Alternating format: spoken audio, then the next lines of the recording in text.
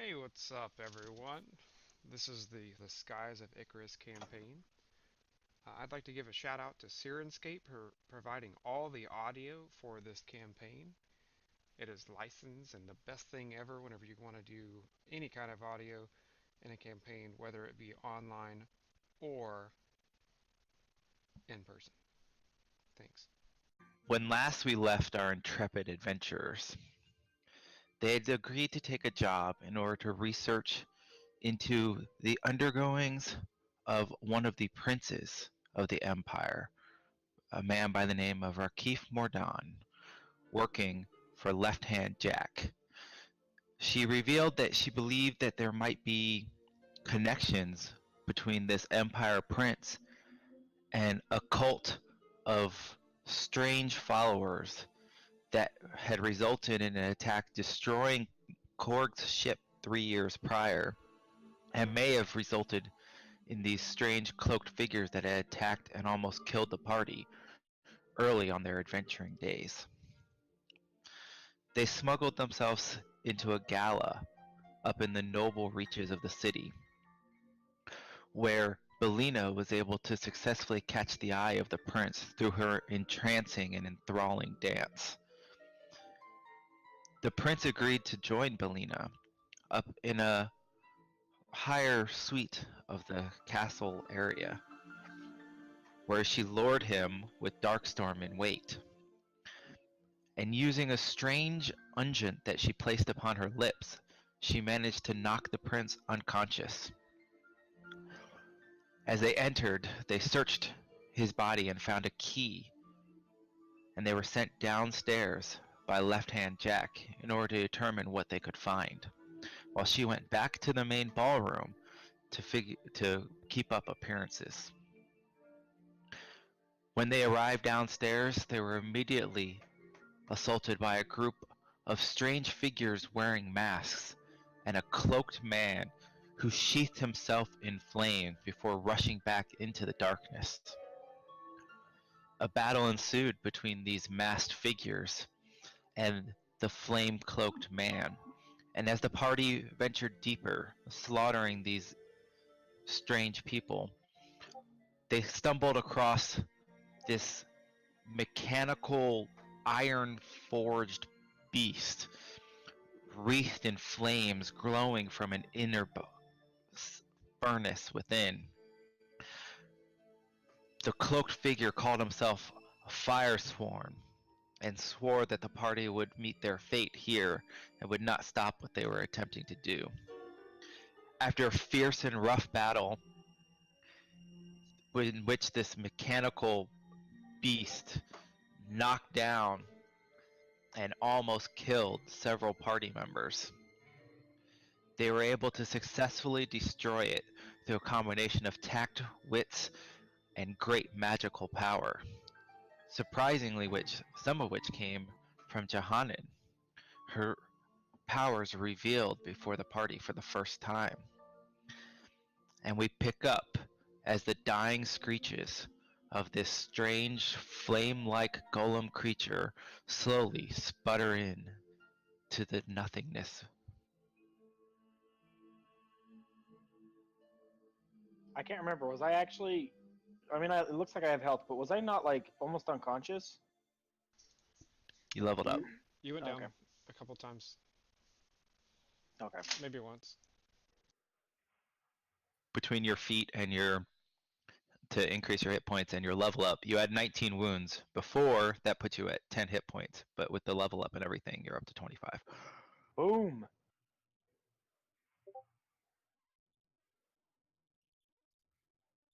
So what do you guys do?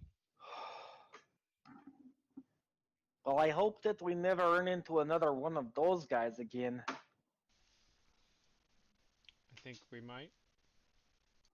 No, I think he was probably the only one. I've never met someone like him before. I don't think I ever will again. Do you remember the ship when it blew up? This guy wasn't on there. But he was like him. Like poke him a little bit and see if he like moves. You're poking the metal monstrosity, Yes. as you poke it, you hear this grinding, screeching sound, and it just kind of like falls apart, and there's like glowing embers within. Is somebody who knows more about magics and stuff, or the Aether, wants to maybe take a look at this? Bellini just shakes her head and instead goes to inspect the table that's in the back corner. So as you walk over to the table in the back corner, I'll reshare the map for everyone in case they forgot. You see a scattering of parchment and some gems and coins across it. A strange book lies open upon the table with arcane markings scribbled across it. Yeah, all of that's going in my bag. And you scoop up the parchment, the books, a few gems, and a bunch of coins. Can count it later. I don't want to be down here any longer than necessary. What about over here? I believe is that dude who summoned him, right? Somewhere on the ground over here. No, he's down here in the hallway. Okay, I thought. Oh yeah, he was trying to teleport out, huh? That's true. He was trying to run away. He's down in the hallway. Yep. Well, do we now head up to Jack to let her know what happened here? Wait, maybe we figure out what this giant circle is? Oh, I know. That's a giant circle. Should we go tell Jack now? There's more to the circle, of course. I don't think we should be down here longer than necessary. It would be bad. I think that would be bad. Maybe investigate the body of the fire person, and then we go. Yeah, definitely investigate body, and then we. That's this. There's fire. There's burning fire things here. I don't know what they are. What's this thing up here? That's just like a drainage grate that's now like covered in like gore and Below it, bodies and. That little set, was that a brazier? Yeah. Okay, nothing special. Okay. Yep. No. Don't want to be here. Well, then let's get the hell out of here before we have to fight another metal man. Did we check out the dead guy? This dead guy over here? Yeah, the bad dead Yeah, guy. does he have anything on him that is useful or valuable? Or maybe he even has, like, instructions from all the people who told him what to do. As you search through the Flamesworn's body, he just has a finely woven robe and a small like gold chain that looks like it should have like it has a clasp on it, like maybe an amulet would be hanging from it, but the amulet is missing. Other than that, he doesn't have anything else on his body. Perhaps everything was on his work desk, which is now in my bag. Well, that all looks like useless junk. Can you look for the amulet real quick? That'd be something important to check out. Okay, I look in the bag to see if I see anything that looks like a pendant or an amulet. That was an accident. You do not see okay, anything. No. Nothing looks all like you see in the... is what, if you open your party sheet and go to the inventory tab, that is what you took off the table. Okay, hang on. I'm gonna find a strange book, a stack of letters, here. 2 red swirling potions, and 4 gems, kind of reddish orange in hue, one of which looks extremely high quality, and then a bunch of money. Alright, okay. Upstairs we go, right? Okay, maybe the medallion's in the belly of the metal man amongst all the embers. Oh, you think he used the medallion to summon the metal man? To it on? Maybe? Maybe? I'm gonna go ahead and poke around and see if I can't, well, look, not poke. See if I can find anything in the box. You kind of look through, and as you glance in, it seems like there's these strange, like, twisted forms within the metal casing of the body itself. But other than that, you don't see anything that looks like an amulet or. Okay. All right. I'm done. Hey Oh, guys, this place there are spooky. still a lot of dead bodies over here too.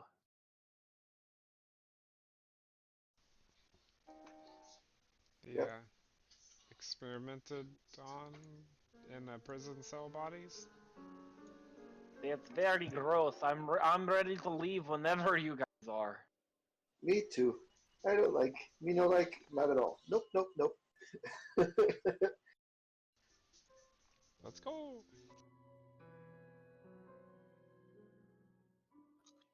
So you guys head up the twisting stairway, going back up the way you came,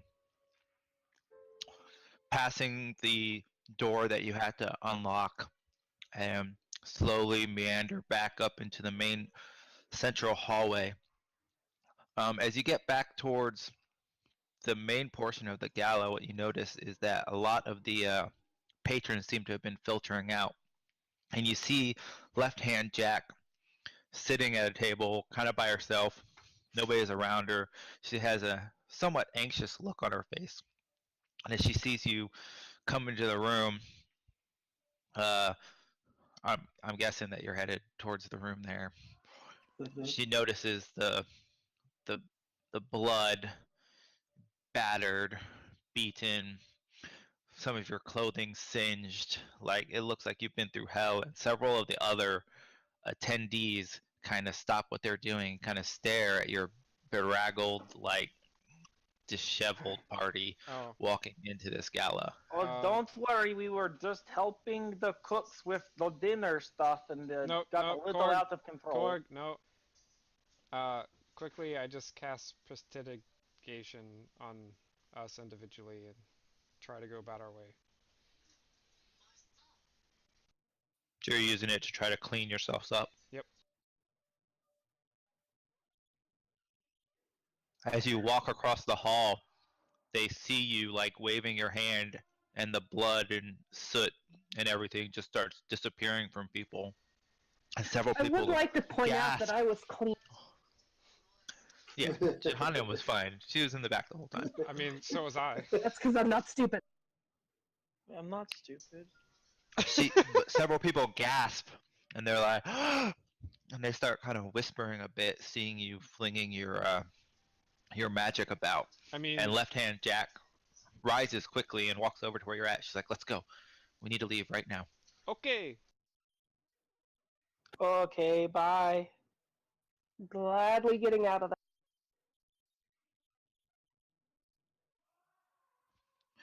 She rushes through the main part of the mansion, and you guys wind your way back down towards the elevator, the magical platform taking you back down to the main ground. She starts kind of rushing, and she hurries up to get the your non-horse-drawn carriage with its mystical steam guided contraption. And as you guys start rolling away from the down towards the slums of the city, she looks at you anxious. She's like, "Well, what did you learn?" Uh, there were lots of rogue people. One set himself on fire. There was a metal golem that was on fire, and He I hurt have, really badly. yeah, he hit hard. And we have a book with some runes in it, and some papers, and some jewels, and some money from a table from down there. She gestures at you. She's like, "Well, what do the papers say? Do you have anything I tying hand the her- Empire?" I hand what we found over. I said, "Here's papers." She starts glancing through them, reading through the letters, and she kind of nods and then takes them and she kind of tucks them away. She's like, "This is good work."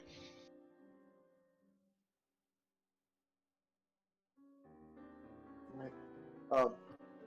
What book? No, she said, "This is good work." I know. Belina Oh. knows what book. She pulls out the book with the runes in it and everything. She's like, she reaches out and kind of looks at it briefly. She's like, what's this? A spell book.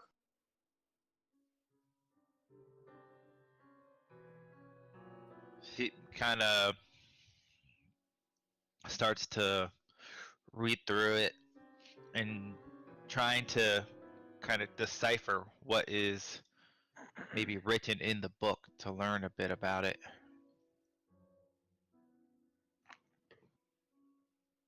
And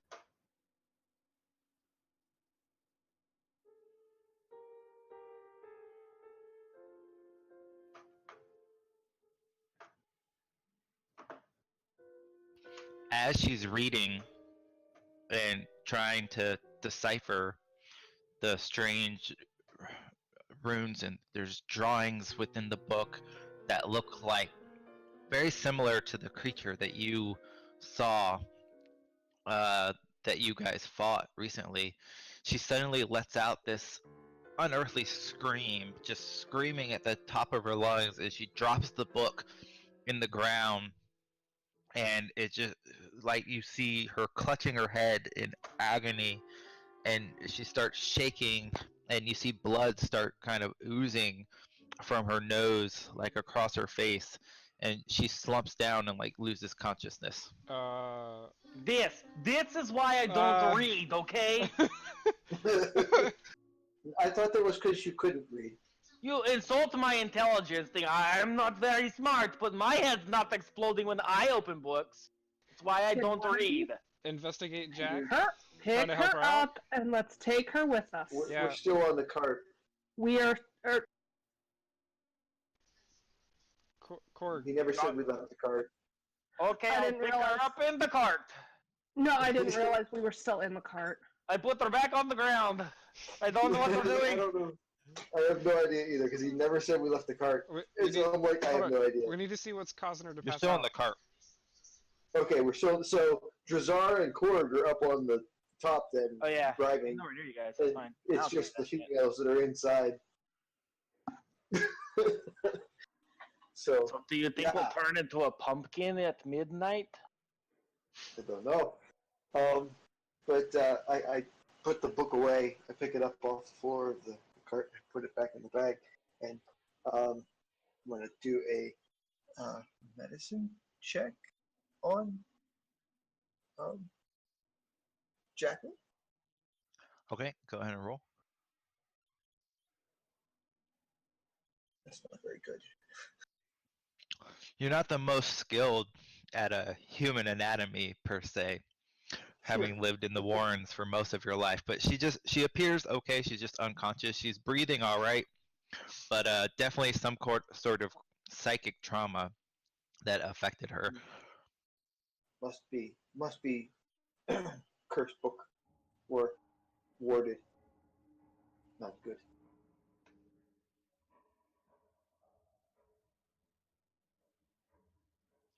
Corgan and Drazar, you guys would have heard the screaming, Oh, if nothing else. can Oh. we stop the cart? You're driving, yeah. Stop the Yeah, car. stop. We stopped the cart. No, keep going. No stop cart. Keep going. Go. Is And she? he Well, get back to What Jacqueline's happened? home. Everything okay in there? It doesn't sound like it's okay in there. Book had ward on it. Jacqueline pass out. It'd be okay. She's not dying. She's just sleeping. We need to get back home. Yeah, the books will put me to sleep too. Okay. I go. The screaming guys- was a little out of there, but I guess that's okay.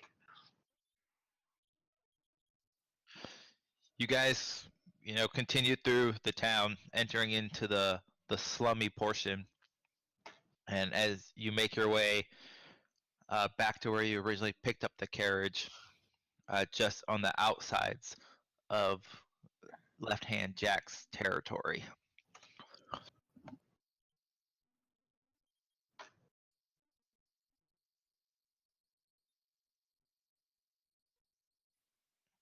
And then We We get go to the to where we're trying to tavern.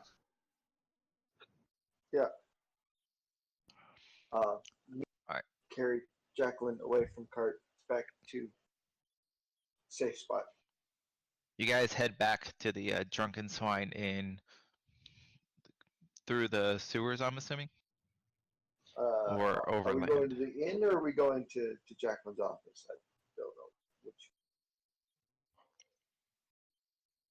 You guys tell me. Where are you trying to go? I thought we were going to Jacqueline's office. Yeah. Okay. To the office. You guys head in to left-hand Jack's den, where you see the one-handed Goliath and half-orc chilling in her office space. And as you walk inside, they immediately rush over and they kind of give you this look, and the half-orc takes Jacqueline from Korg. Like, what happened? Red magic book. It knocked her unconscious. What magic book? What do you? This one. This one. Found in basement of palace. She read. She fell asleep.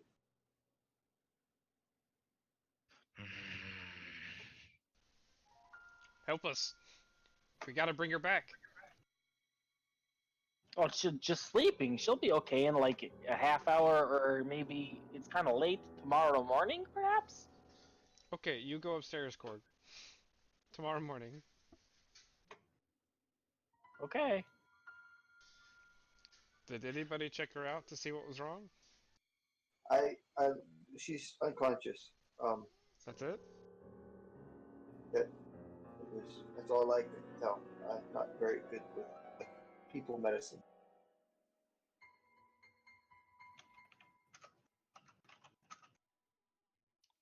So that they kind of hold left-hand Jack, the half-orc, kind of looks at you all, and then he walks out of the room carrying her and walks off to another place while the Goliath steps forward.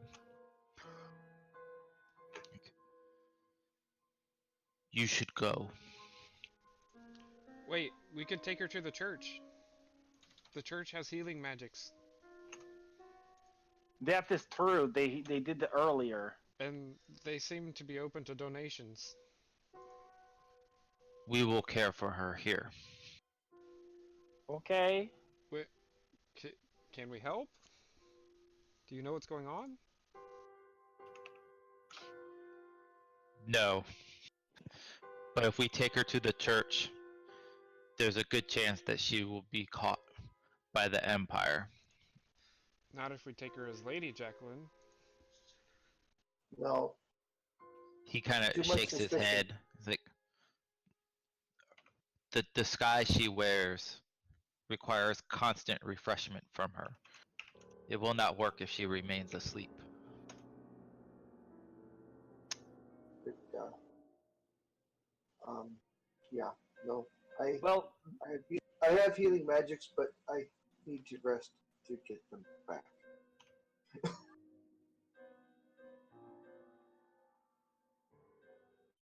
So, go rest. Come back tomorrow. If she's still unconscious, I can do something then. Well, I mean, I can do something now. You have.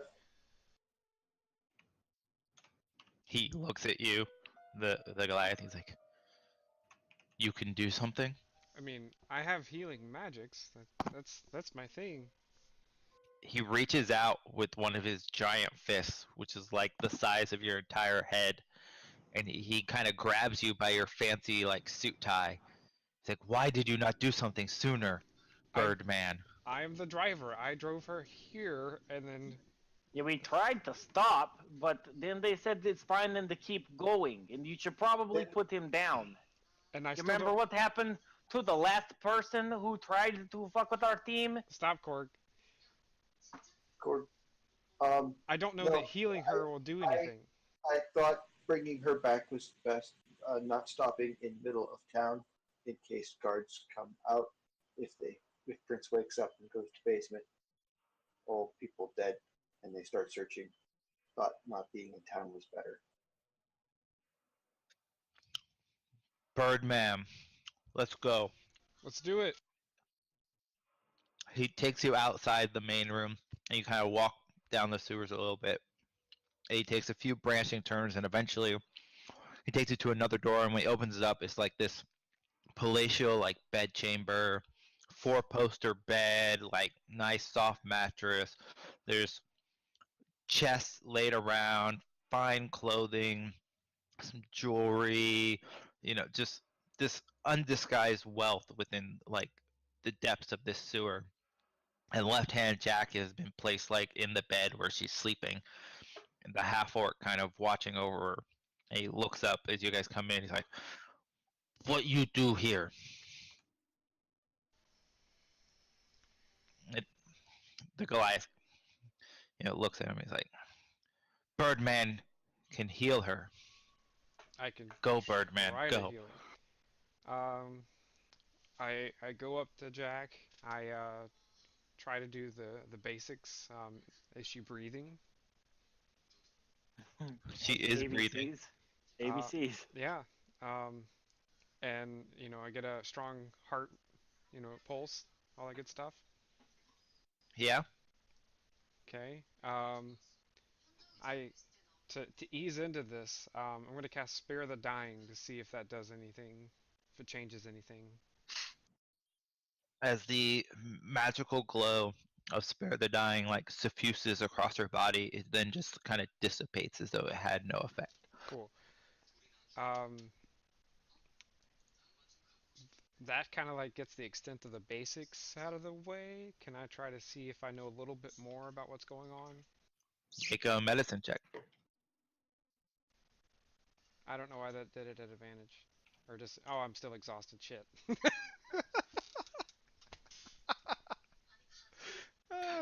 The the night has worn heavily upon you. It's been a rough day. You shook off a panicked disease. You're not entirely focused. Yeah. You kind of checked that she had breathing.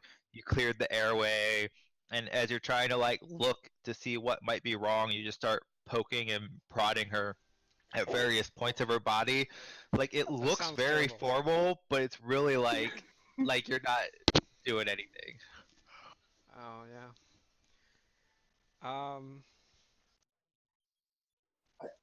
For some reason, I have an extra spell slot. Alright. I am going Level up. to cast Oh, that's right. We leveled. I do have a spell slot. Healing Word.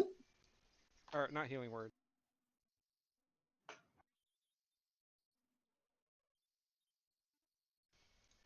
Cure Wounds on Jack. And does this change her condition at all? As you place your hand upon Jack, and the healing energy of your aether touched soul courses through her body. Her eyes snap open and she gasps, "What the fuck?" Oh, thank goodness. She looks around, kind of confused about where she's at. She's like, "What the fuck just happened?" From what I'm told, you've read Magic Book. Magic Book make you go to sleep. As I try to repeat Belina. So you perfectly repeat Belina's phrase in her voice and everything I try. back to Jacqueline in a perfect mimicry of every way. Yes. She sits up in the bed and she looks at you all. She's like, "This fucking book. We can't let that get back into the wrong hands. Whatever the fuck it is. What did you see? I have no idea. This pressure built in my mind, and I just felt like it was tearing my mind apart trying to read it. I don't have a gift for the arcane."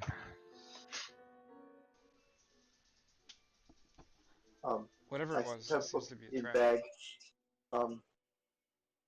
You would lock it up. What else did you happen to come across in the rest of the notes? All I know is that you fell unconscious and we rushed you here. It's a series of correspondence between who I can only assume is the cloaked man you spoke of, and a party who identifies themselves only by the initials RM,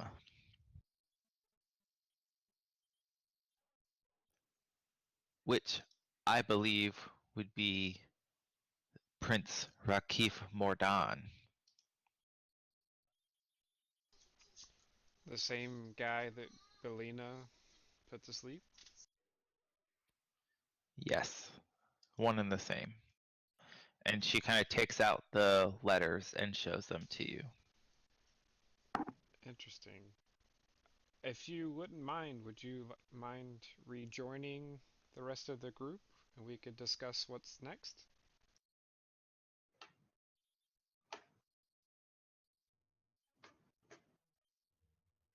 Uh,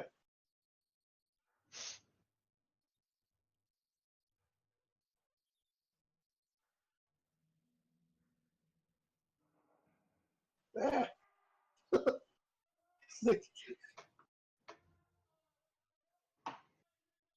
And these are the letters.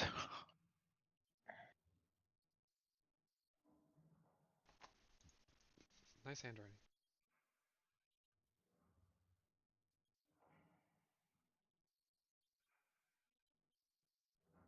What is Agnibara? She shakes her head. She's like, I don't know. I've never heard the word before.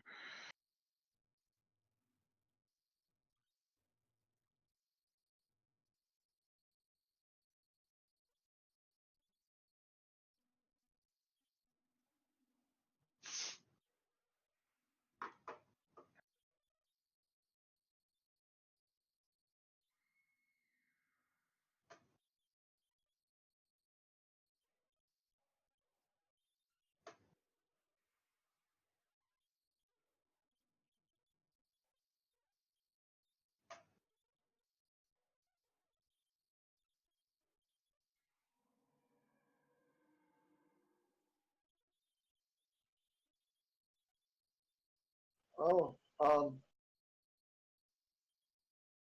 Aether spray. That was ship that was attacked. Yeah.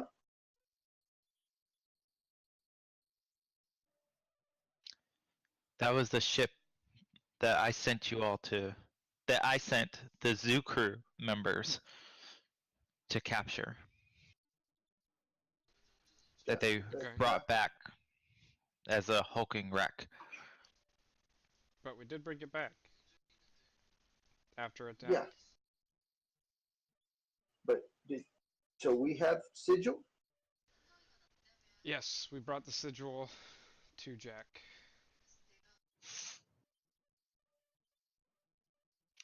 She gestures to the Goliath bodyguard. Like, go bring me the markings. 1 sec.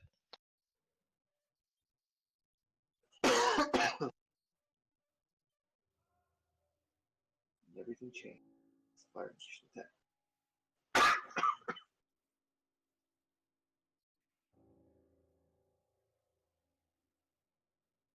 Alright, I'm back. Someone's at my door.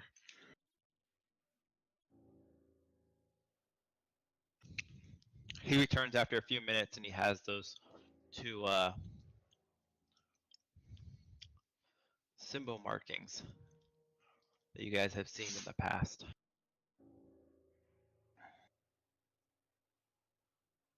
And she holds this one up before you. The one that you recovered from the Aether Sprite.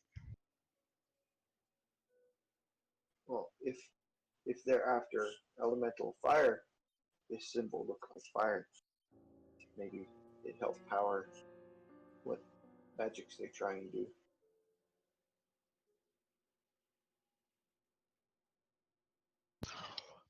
I don't know the importance or meaning of what these strange marks are.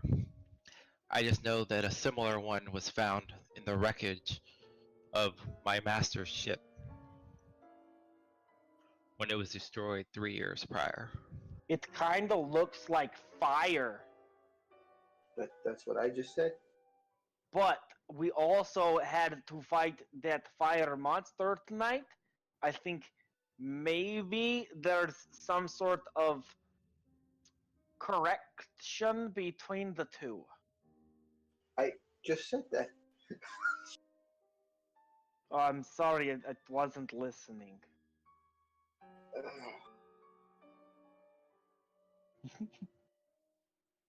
She says some random gibberish in Sylvan.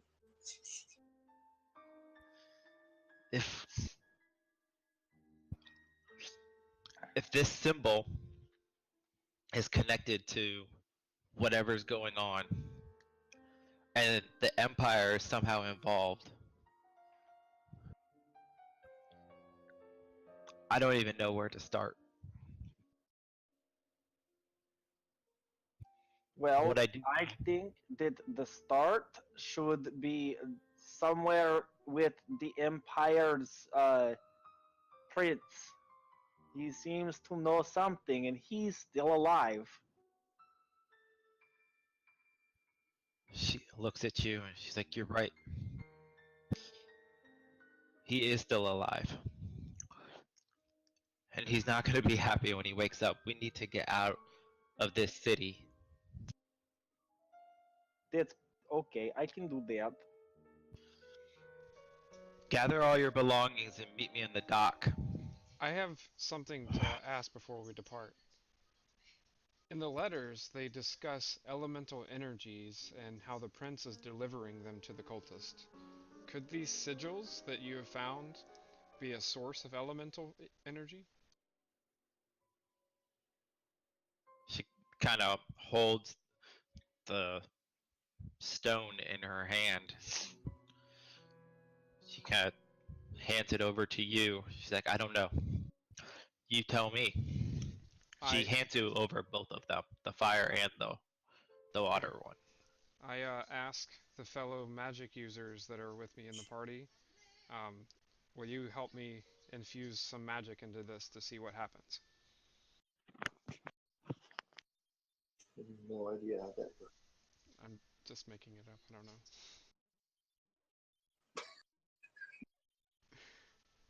I just hold out the rock in my hand and just ask you to put your hands over it as well, and we'll just like try to put the magic in it together.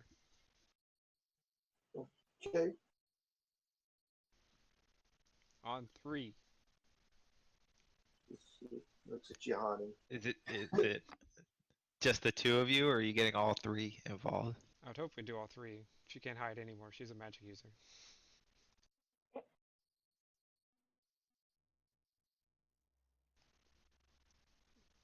One, two, three. Sorry,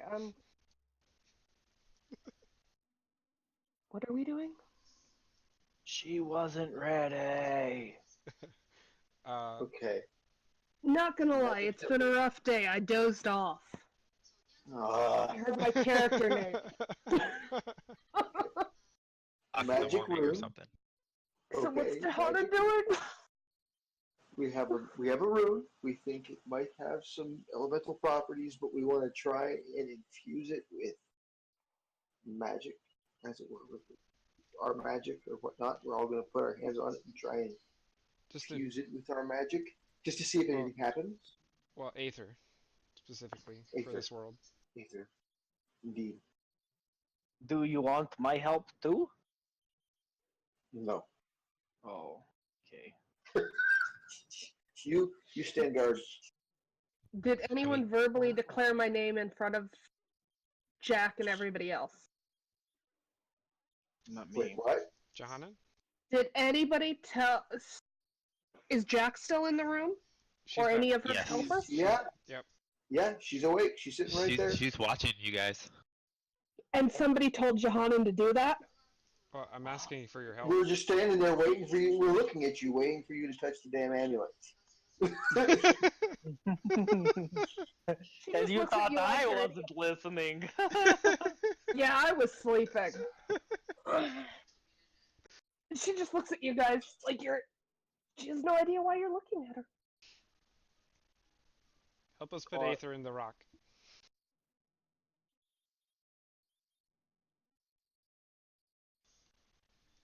Jack watches with an interested eye as you accost her new navigator to enchant this rock.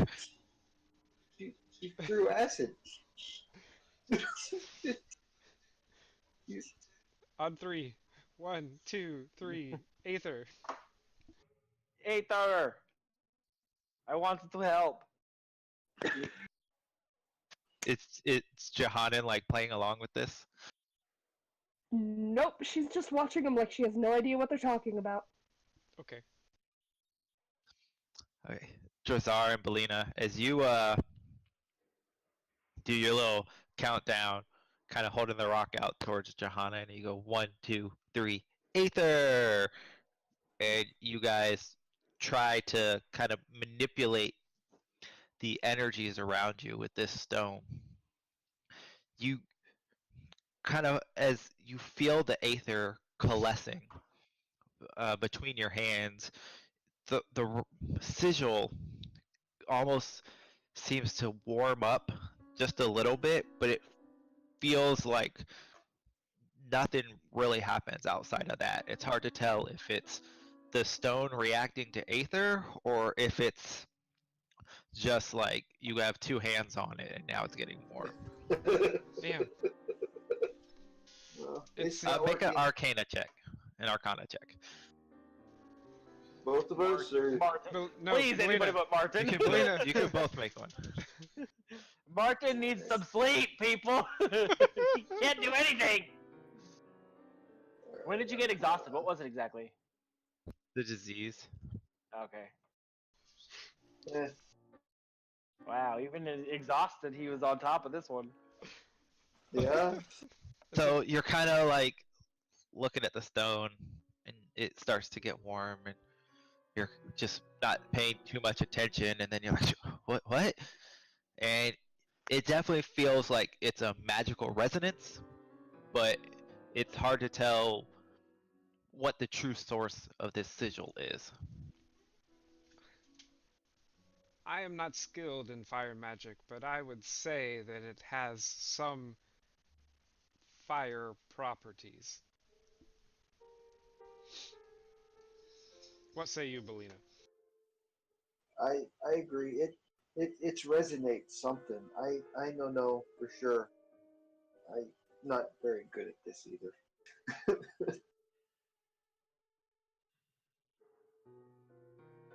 Honestly, I sing and dance and people do what I want. I don't.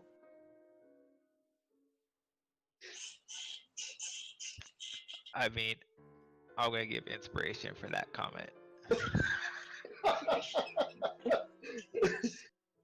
I sing and dance and people do what I want. Fair enough. It's the perfect way to describe a glamour bard.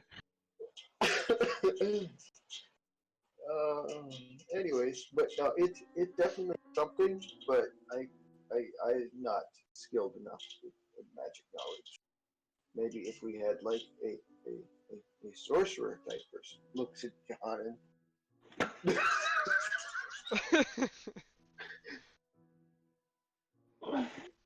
You know, who could throw acid. Well, I can throw heavy objects. Give me the damn rock.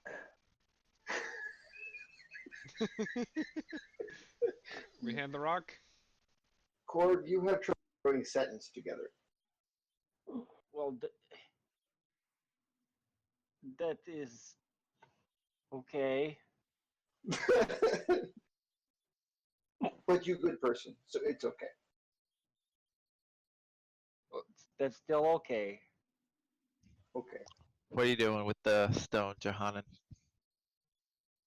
What was I able to observe of what they were doing? Because I was watching closely, I just wasn't messing with it. So what it seemed like they were doing as they held the stone within their hand was they took their ability to tap into the raw um, nature of Aether, the magical essence that infuses the world, and they kind of tried to infuse some of that raw magical essence into the stone, and the stone didn't really seem to react too much. Like it could sense the Aether.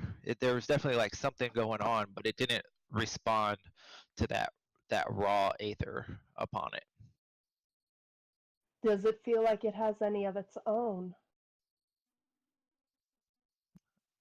Now that you're holding it, go ahead and make an Arcana check.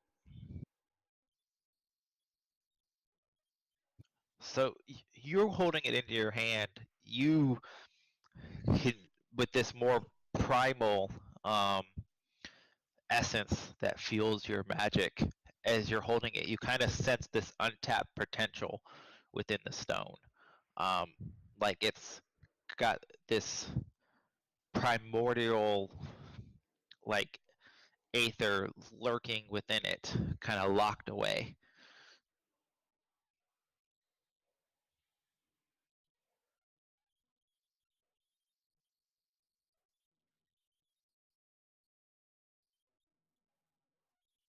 Let us chat a bit.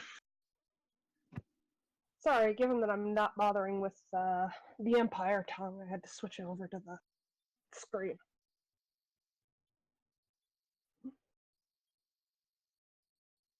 It's all right. So Korg would actually be able to understand that. So I hate primordial because every dialect of primordial.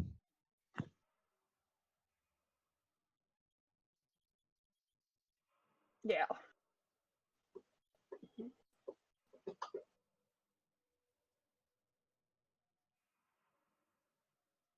Is there any, other than knowing that it's got some untapped potential to it, is there anything I can identify as direction of the potential? Is there anything else I can flush out? Knowing it's got potential and it's got a fire sigil. Is there anything else that can be? Not at this time.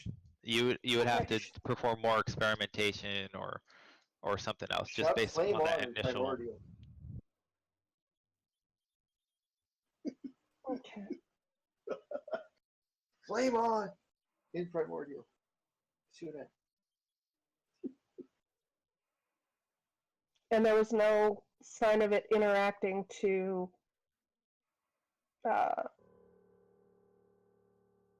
To their voice.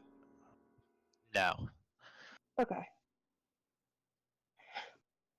I hand it back over to them and say, interesting rock. That's it? That's all you're saying. Interesting rock.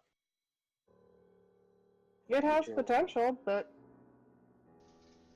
Potential it for would need what? played with. That's something that it would have to be played with to find out. Okay.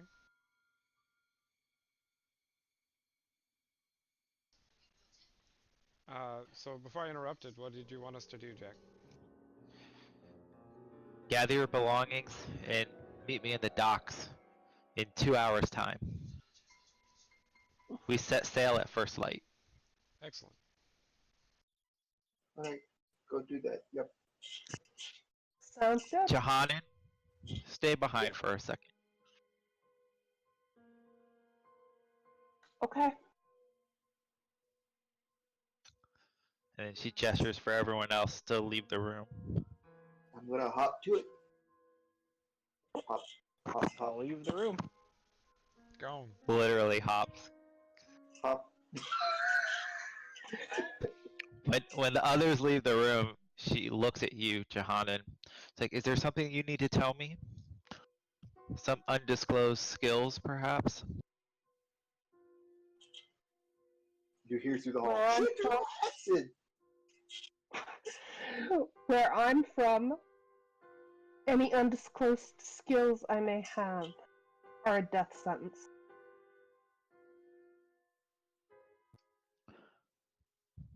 We all have our secrets. But as a member of my crew, I hope that you understand that knowing the capabilities of those that work for me are extremely important.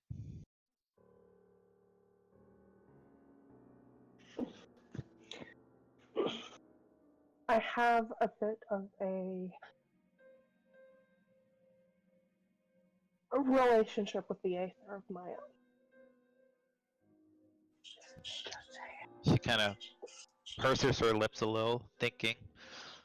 And then this gleam comes in her eyes. She looks at you, and she kind of shifts back into her gruff, like captain exterior that she hasn't been showing for most of the night. She's like, "Well, I fucking hired you as a navigator, so I hope you don't fucking expect to get more pay for this." I expect to serve as a navigator. That's all I expect to be paid for. Get your shit. Meet me at the boat, the ship. Yes, Captain? And she leaves. And then she kind of like leans back as you're walking out. All right, what are you guys doing? Getting our stuff and going to the boat. I keep everything on me, so might as well go to the boat. I have to go collect up a few small things. I don't think I I have have a all couple- my belongings, so I'll grab them out and then head away. I have to grab a couple small things, and I'm getting out of the fancy dang dress. You're not gonna all wear your super fancy rich gala clothing? Mine are destroyed. I'm not. I never took it off. Trezar's been wearing it for days. Yeah, All of Korg's is ruined. except combat. Mine is still flawless, and it's going in the bottom of the bag. Helena switches into one of her other nice costumes because they're all nice.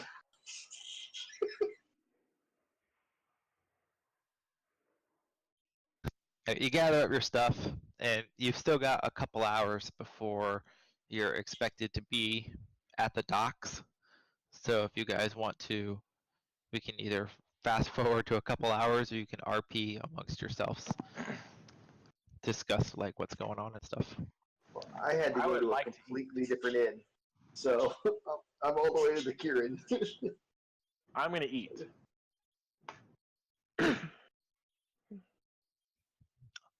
So it's Uh, very, very early in the morning, like 2, 3 o'clock in the morning. So you kind of go downstairs, and he's just got like cold stew left over, like the dregs from the dinner, and like some hard bread that he kind of puts out for you.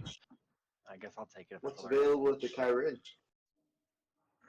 Well, at the Lucky Kyrian, of course, there's a wide assortment of fresh fruits, vegetables, very ripeness. He's got some slow simmering soup.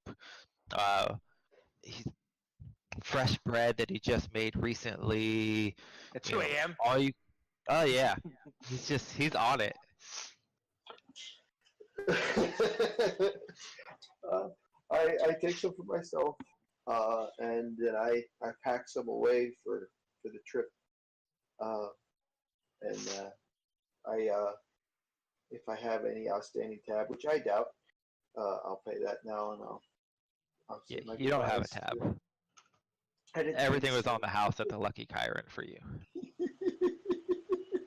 I was like, if I'm ever through again, I look forward to my next stay, hopefully. But I have to be going. It's been a pleasure, and I'm glad that I You'll could provide entertainment for your establishment. You'll be sorely missed. We can't wait for you to come back this way again.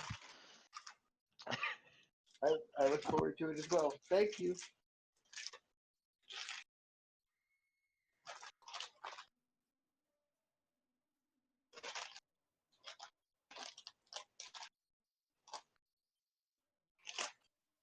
Are you chewing? It's not me No, this time. It's me. I've got some bubble wrap over here. I'm just moving it out of my way.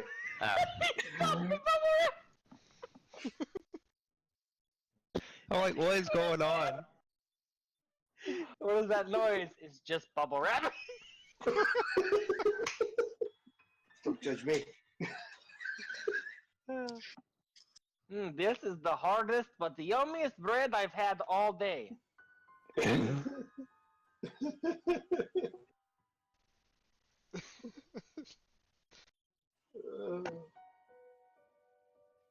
So you guys gather up your stuff and head down towards the docks, I'm guessing. Yes. Continue to ignore what happened or discuss anything as a party about the future, the way home. Maybe the revelation that one of your members is a spellcaster that they've been keeping secret from you, or anything I'm not at with all the party. I can't in do the any way, shape, or conversation thing. form. I called You her guys out. mutely and silently make your way over to the docks at the appointed hour. I tried to set it up. I went to eat and nobody joined me, so. She was I called her I'm out. in a different establishment. Spellcaster. I'm in a different establishment. I had to go all the way up to the good part of it and then come back. I have no time.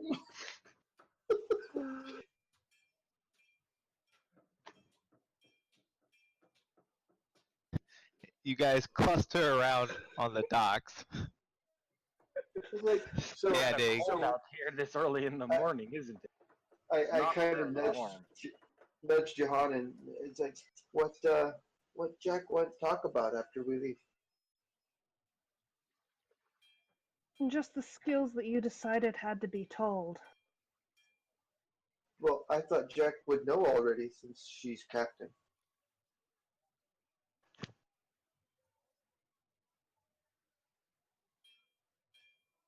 Where I'm from, it's not something that you talk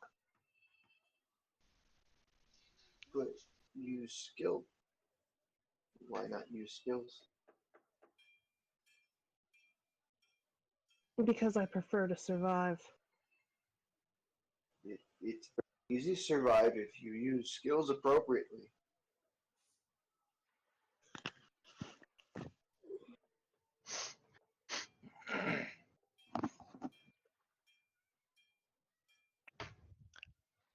Alright.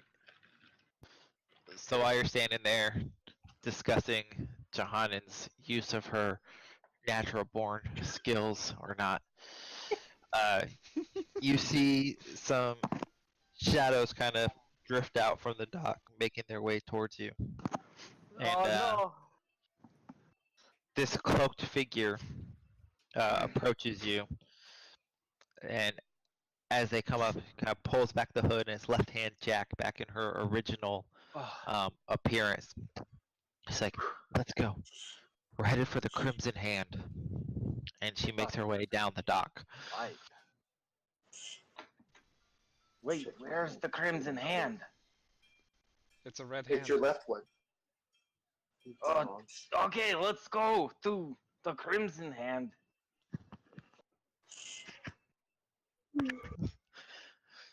You, as Korg is confused about terminology, Jack leads you along the docks, eventually finding your way to a large galleon type airship.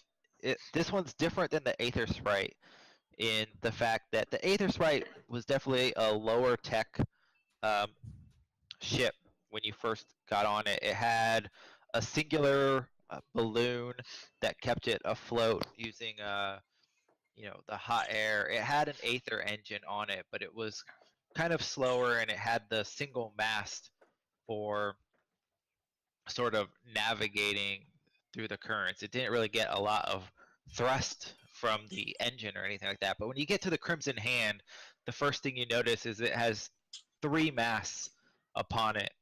It's a large ship, multiple levels, and you can see this complicated source of kind of steam work engine craft in the back of it that seems to thrum and has this pulsating sort of like kind of energy as the engines start to spin up upon it. And the Crimson Hand itself does not have any kind of balloon source for its lift. And instead, you notice these kind of glowing energy sources that you can see on the hull in the bottom that kind of seem to keep it afloat as it's tied to the dock there. And she rushes up to it, and the gangplank's already down, and she ushers you all onto the ship as quickly as possible. As several of her companions join her, carrying chests full of loot that they immediately take over towards the captain's quarters. And as you all get on board, they pull up the gangplank and untie, and they start slowly kind of drifting off, picking up energy as they shift away. And she gestures you all to her captain's quarters to have another meeting. Hey Korg, how did we miss this ship on the way in? Probably was just hiding behind another ship of equal size and beauty. Or you weren't aiming at it. The docks are very large. It's not just like one dock. There's room for well over 20 ships upon them, drifting in and out. Various vessels come from day to day.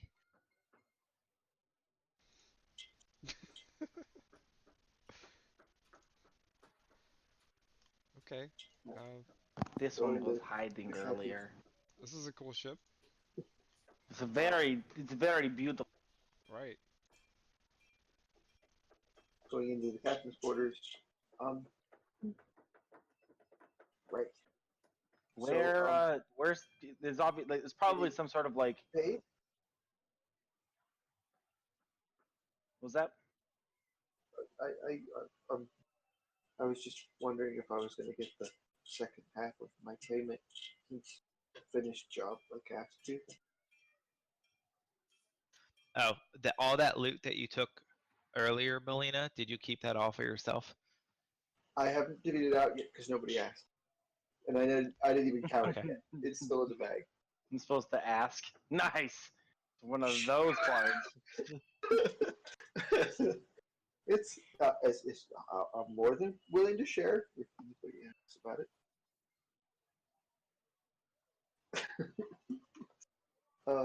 So as you enter into the captain's quarter, and the first thing Melina asks you is where's my pay? She kind of looks up. Fucking people.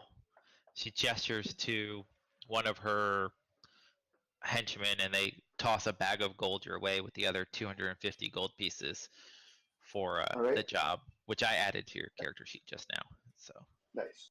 At this point, I'm going to go ahead and set the bag down from earlier and put the rest of the contents from the table onto Jack's desk to include all the gold and gems.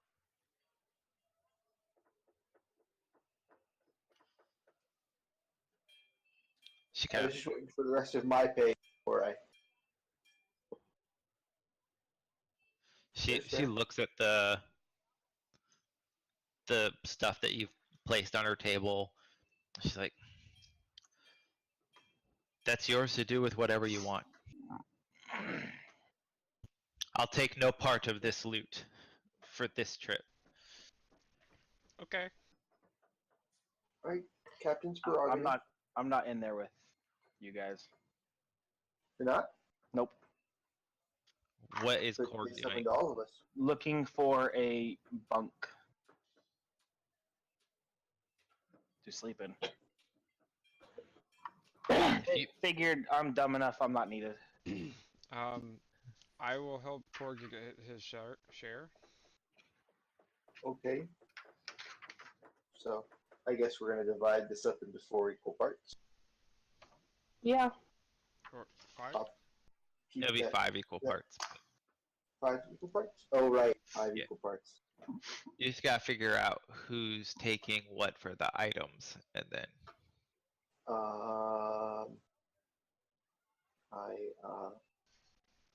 She picks up the fire opal. Korg likes coins. So, What does Korg like? coins? Oh, I don't really have any value in that either. Well, you sure do hand them out a lot. I do, because I don't know all the value of them. I don't understand the value of money. Yeah. I'm definitely interested in the gems. I just casually just picked up the fire opal. I left the 3 carnelians on the table. Okay, you guys go ahead. I'll go ahead and grab a couple And of the I'll take one of carnelians. the potions as well, because I'm curious about it. Does it smell like almonds? I don't know. It's a potion though, so I snag it because I was curious. One of them. See, if anything in there is even remotely interesting to me, it's those red swirly potions we've been talking about. Then we'll get you one of those red swirly potions, boy. Yeah, that's about the only thing that would be valuable in core size. Okay. Go ahead and give the last carnelian Darkstorm. Yeah, sure. Makes sense. Does anyone want the terrifying horror book? I I'll can't take even it. read. Do you have to? So here's the question: do you have to be able to read the book for it to hurt your head, or do you just look at it? I might be okay. I wouldn't mind taking it. Go ahead. Right. But and then the stack of letters we don't really need. Those are Garbage. story elements. Something. I think the stack of letters is would best serve Jack anyway. Yeah, give those to Jack. That's a story element thing. Our employer. Got a synopsis, I guess. You know. And then split the gold evenly 5 ways.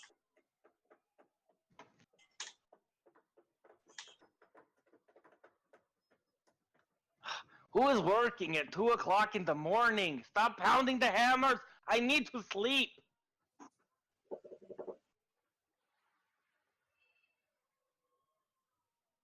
Hey, all right. Say- So Which I have a child who turns 9 tomorrow who needs to go to bed. I'll be right back. Perfect. It is Wednesday, my girls. Alright. I'm already like looking for a bunk or possibly in a bunk depending on whether I found one or not. as you head down below decks, there's several hammocks strung up for the crew members to be able to sleep in, and eventually you can find one that seems like it might be able to hold your size and I was gonna weight. say I'm gonna look for a big one because I'm like 600 pounds or something crazy. So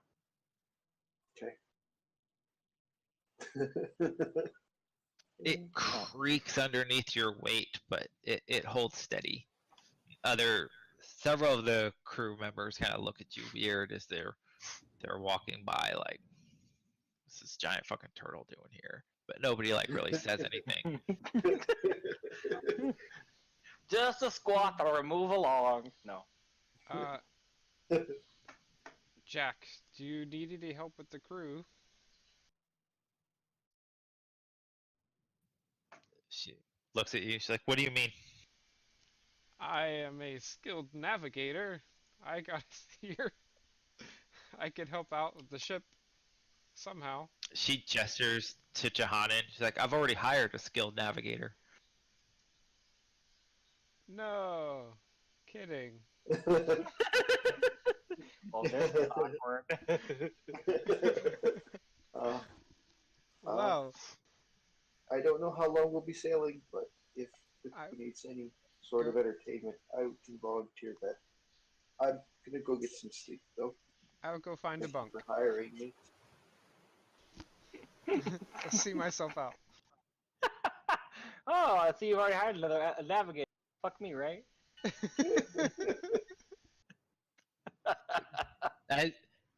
as you guys all start just deciding to leave her cabin when she called you in there specifically to have a meeting, and you just all decide like, no, we're not gonna do this right now. She she reaches behind her back and she slaps a flintlock pistol down on her desk, and she's like, I didn't fucking say you could leave yet, did I? Oh, damn it. Where the Sorry. fuck is that big lug Korg? I don't know. He was behind us. I was He's going not to there go no get more. him right now. That's probably a good idea. You have 5 minutes to be back here with him. Walk All right. across the street in 5 minutes. It's a big ship. Just realized we have about 215 tacos that we're never going to get to cash in on. Son of a bitch! He's corporate, right? Like he's big market. Like we'll find him on another island too. But how do they communicate that you have The ether, of course, the ether has to be the answer. I just lost all my tacos. Fish tacos. No, I invested. Is what I did. I want Hey, him to don't be his. take anything out of the belt.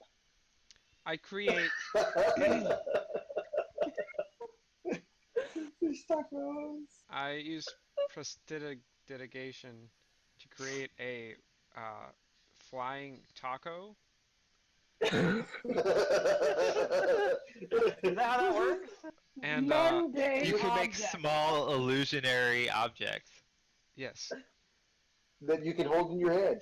Strangely enough, you can hold a taco in your hand. and I'm going to run towards Korg. Korg, I found a taco. I know where more are. I probably he's- heard that from downstairs. I'm just yelling, you know. Then every level that I don't find him, I go down another level. Okay. Eventually, he finds me. I'm gonna follow him to the tacos. So if we're done with Jack, I'm finding a place to haul up and getting We're locked not up. Get my done. salad We're back. not done. You missed We're you not missed done. something. So Jack called her like fancy meeting so that she could talk to you all, and then everybody decided they were just gonna walk out of her cabin without talking to her. So she pulled a gun on you and said nobody was fucking leaving until they had this meeting. Hey, I didn't try and walk out. I had a child to Yeah, put yeah. to bed in real life. It wasn't you. It was Belina, Drazar, Korg. Korg never made it to the Korg room. Never went. It's been a day and a half. We and I've have been no exhausted. idea where Darkstorm is. There's just one with the shadows. I'm really tired. Sorry. You bring Korg back in the room, Yes.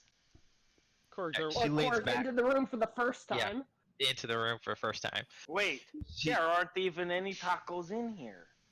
he- You lied to me. she sits back in her chair, and she still keeps the flintlock pistol in her hand, and she's kind of fidgeting with the hammer on it a little bit as she looks over all of you. So what are your plans going forward? I thought our plan was to find who killed our captain and get revenge. That's what I thought our plan was. She looks at comers, and she's like, and you're in this with them? Who'd she ask that to? I'm sorry. Yeah, your voice cut out. I have no idea who you asked the question to. To mostly to Belina. Well, I'm searching to find a way to become famous, and if we can prove that the Empire is evil and maybe overthrow them, then I think that's a pretty good path to find the fame that I'm after. So I would like to help. She kind of nods. It's like, okay. So here's how this is going to go down. We're sailing to the island of Valkar, where I have some associates holed up there. And it looks like I'm in need of a new crew, since Captain Stillwater didn't make it through this last adventure. I want to hire the 5 of you to take over one of my vessels and help me root out what's going on with these strange cult appearances.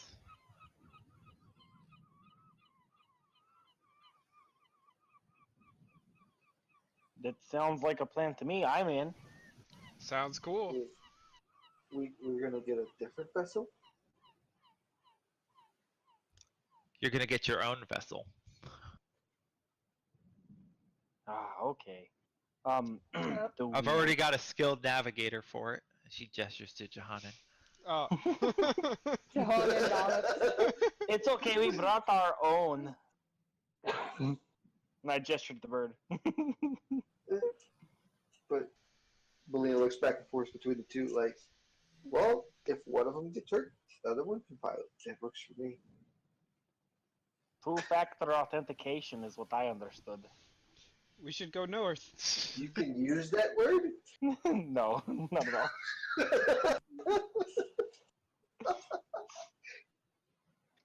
We got 2-person integrity for navigation. Yep. Yep. North away? Yes, north away.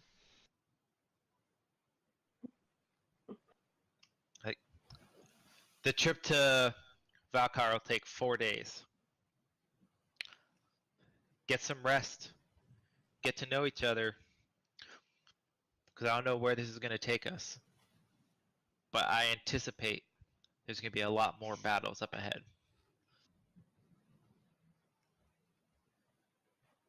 Okay. Dismissed. Nods and heads out in search of a bunk. Follows Jahan. I also find a place to perch. I'm gonna follow everybody because I don't know what dismissed means. And Darkstorm disappears from the shadows that shoot. 4 days is a long time.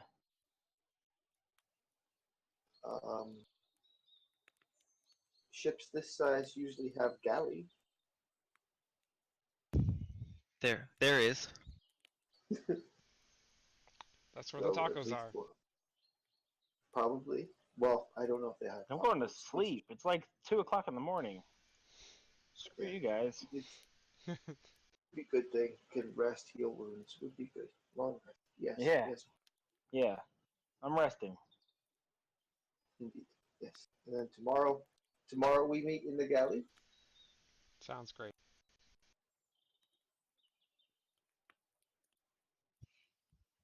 Alright. Yes. You guys all go find your butt. You guys take a long rest. Yes. So you're good to go. Drazar's exhaustion is still Drazar. up. Yeah, he will no longer be exhausted. Yay! now. Woo! So that goes bye-bye. I just noticed that everything else had reset from what I could see, but that was still there. And you awaken the following day, kind of in mid-morning, early afternoon, having rested for well past dawn. And find yourself upon the galleon the Crimson Hand, pirate vessel of Left Hand Jack.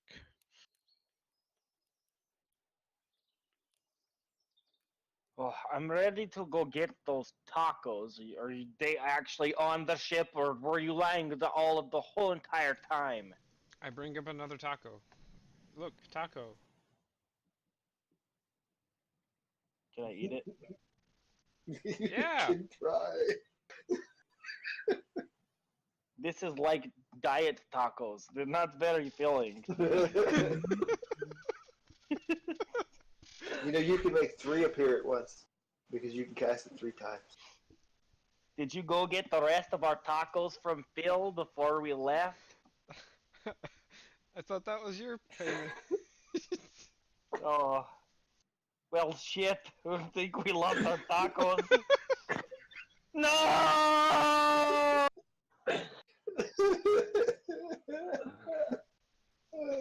Okay, let's see. I'm what going to food the they galley have in for the breakfast. galley.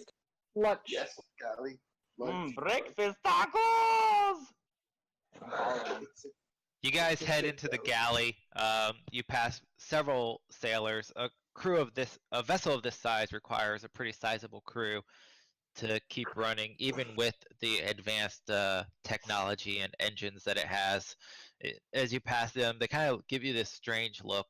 Most of you kind of look out of place, but as they pass Drazar, they kind of nod towards them, like he has this like gait, like he's at home on the ship. He's already got his sky legs, so to speak, and they can kind of recognize that like inbuilt swagger of a fellow sailor upon the vessel, and he gets kind of afforded a little bit more respect than the rest of you as you pass by. And you enter the galley. Yeah, Drazar does. But you would think that Johanna would too, with her background, but that's okay. That's what I was wondering too. But it's all good. I don't even She know doesn't this. care. Well, Those of you that are not a milkshake does not get so what I get. Drazar's official background is pirate, Yes. whereas Johannan's is a far traveler. So while Johannan is a navigator and a skilled ship person, he is actually like a pirate. Is his background. Arg. You had said that he had his sky legs and whatnot, and so it looked like Yeah. he was at home on on a ship, not on a pirate ship. So that's where the confusion was, I think. It's very hard to figure out how to describe that he's a pirate by using just Yeah. they can recognize it. I'm not Not sure a what the right problem. verbiage for that is, but What? he's a pirate and they recognize one of his own. It's the There you orange go. line. That works. I'm not a typical pirate. Like He's not a He goes navigator. R a lot. more of a He's squawk. a navigator. Oh, he's the navigator. No, not anymore. And on that note, what's for lunch? Not anymore. Look, you. So, Johannan, you brought your owl? Does your owl have any friends, or does your owl want to make any friends? Because I have Snakeskin. He's very friendly. I'm gonna talk to pull out the my owl. I'm gonna talk to the owl with my language of the hedgerow. And ask Language him of the how head rub? long Hedgerow? There's no owl, guys. Oh, It's just a picture.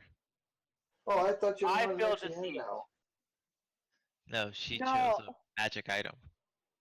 Oh, I thought I've she been chose cheating. an owl. No. Never mind, take it back. There's no owl. There's no Wow. owl. A snow It's just a owl. little- That would be great. There's just a little half elf. I'm gonna make sure that Snakeskin gets plenty of food. What are you feeding Rumpelstiltskin? I don't Is know. it an actual rats snake? From the he's a flying snake. It's a flying snake. Can I talk to the flying snake? Yeah. All right. I'm gonna ask him how long he's been with Ford and what he knows about him.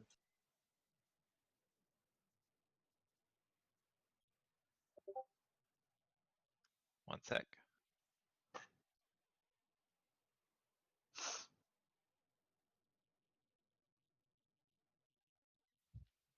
So using your language of the Heathrow, you can kind of hedgerow. You can kind of navigate. You communicate a little bit, and the snake kind of gets the idea, and kind of nods and hisses a little bit.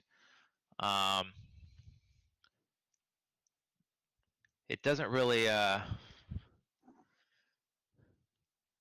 have a way to signal to you how long they've been together, but it kind of like stretches its body out in this weird way that you kind of pick up means that it's been like a long time, like Long time.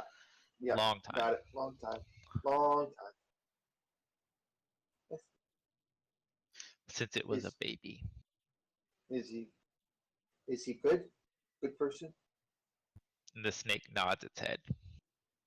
All right. I trust Snake. Snake is fine. Do I understand what he's saying to my snake at all? Nope. He's just sitting there talking to my snake, and I'm like, what the fuck? Yep. I mean, So your snake. you could I use turned to you your afterwards. totem skills to Yeah. cast Speak with Beasts later and find out. Yeah. Yeah. But I'm going to turn to you and just say, he says you very good person. The Rumple Snakeskin says that?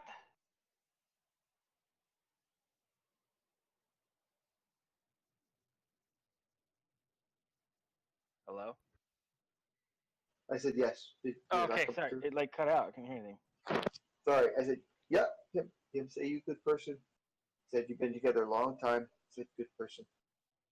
Yet Rumple Snakeskin and I, we have been through lots of many things. It's always good to have someone who's good with taking care of your pet. Hey, if I cast or do the thing that lets me, talk with animals, can I like holler to find rats in the local area? There's always rats on a ship, You right? you could try, yeah. All right, I want to do that. I'm going to spend some time trying to like do the whole I'm going to talk to animals 10-minute thing, and then I'm going to try to talk to animals and try and find me a rat. Okay. While Korg slowly starts performing this strange ritual kind of at the table for the next 10 minutes, what are the rest of you guys doing? I'm going to finish eating, and then I'm going to go find myself a quiet little place up on deck out of the way. I would But like. we're supposed to get to know each other. Jahan and we're going. We're going to be crew together. Don't go away. Come back. I would like to talk with the crew and just discuss pirate stories with them, how they feel about what they've done so far. Felina's going to be all alone. Felina can So- stay here. Felina hears Felina music chills out drifting with from the upstairs. Dark Music? There's music from upstairs. The On the eerie deck. sound of a pan flute seems to echo through the whole of the ship.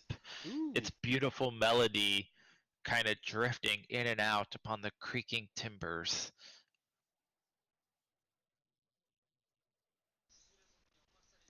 Go to the sound. Sounds interesting. Yep.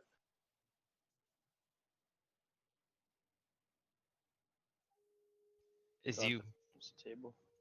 you go upstairs or to the top deck and you see Jahan in there playing the flute.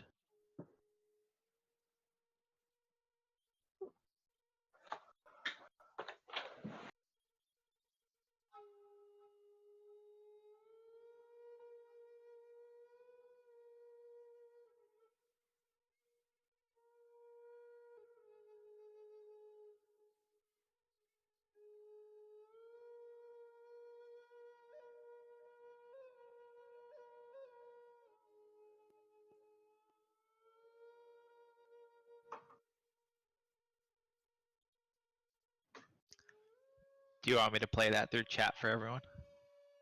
It's whenever I hear somebody playing the pan flute, this song always pops in my head.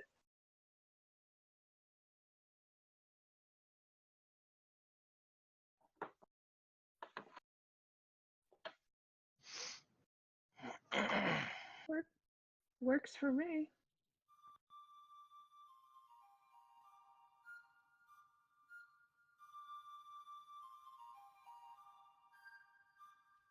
So what are you guys doing? I'm still Korg, you finish your ritual.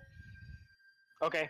I'm just gonna try and coax a rat to come talk to me for a little bit. You kind of start running through the ship and eventually you hear like the sound. You hear like the chittering of, what you recognize to be mice, and you're sitting there like, they're like, yeah. Oh, I hope they leave some bread behind today. Oh yeah, yeah. Some cheese. Yeah, some cheese. Oh, what's that? What's that? Oh, what's that?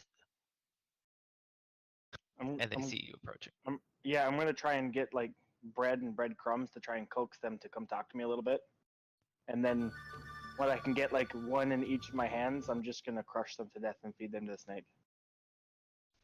You do that. out of view of their friends, so that the other people don't know what's going on. I have food for only two because I only have two hands. So climb into my hands. I will take you to the bread and all the cheese. It's like a mice and men story. And then I kill the mice and feed them to my snake. And Rumpelstiltskin is very happy. And well fed. Indeed. The rest of us Should be fed for a while off of at least one or two mice. So,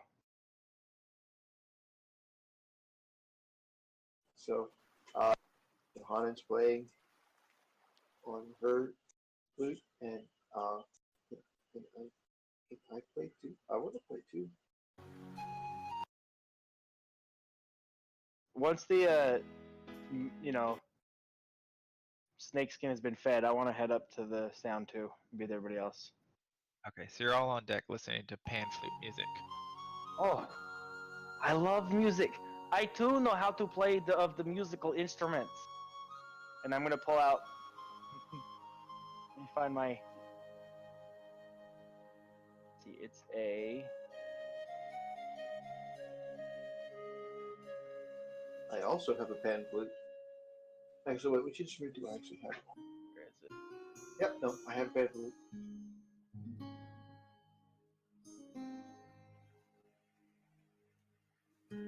It's really hard to find just a pan flute. Yeah, I know. That's why I always think of the one. But yeah, let's see. My finger cymbals. I have a pan flute. I pull out my accordion, very appropriate for on a pirate ship.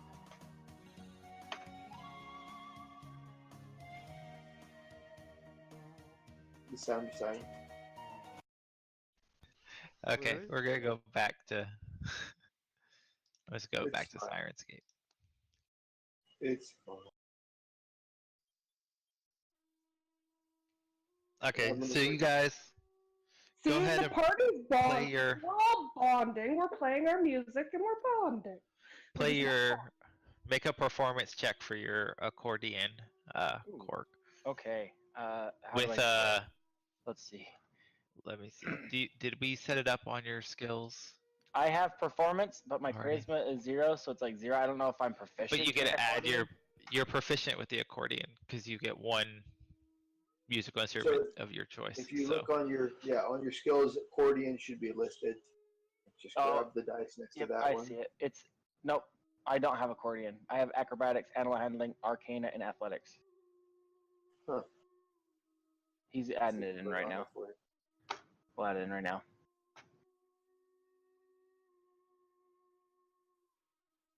Yeah, I just did a straight performance roll because it's actually higher than my pan flute roll because I get double proficiency on that.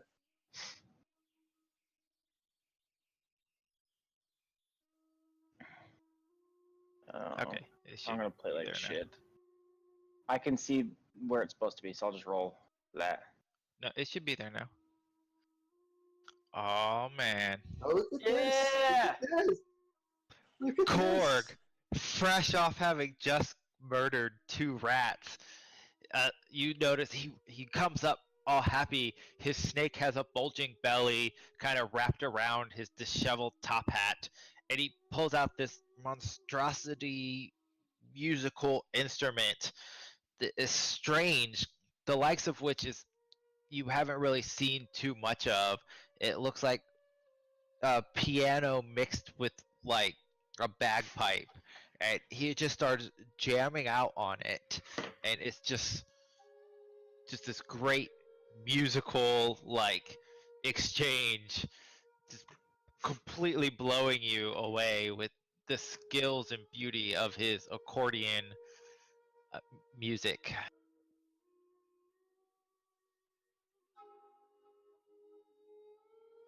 All right.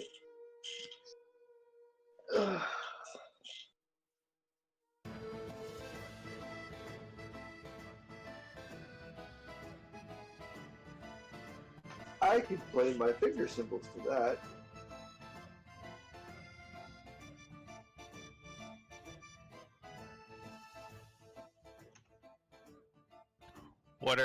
What are you doing, Trazar?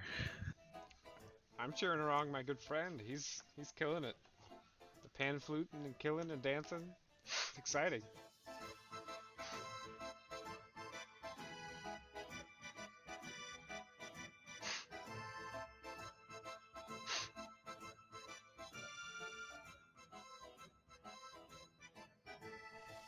Here, play this one if you can. Are you ready? This is what I suspect good accordion music sounds like. That's a concertina. I mean, it's the same concept.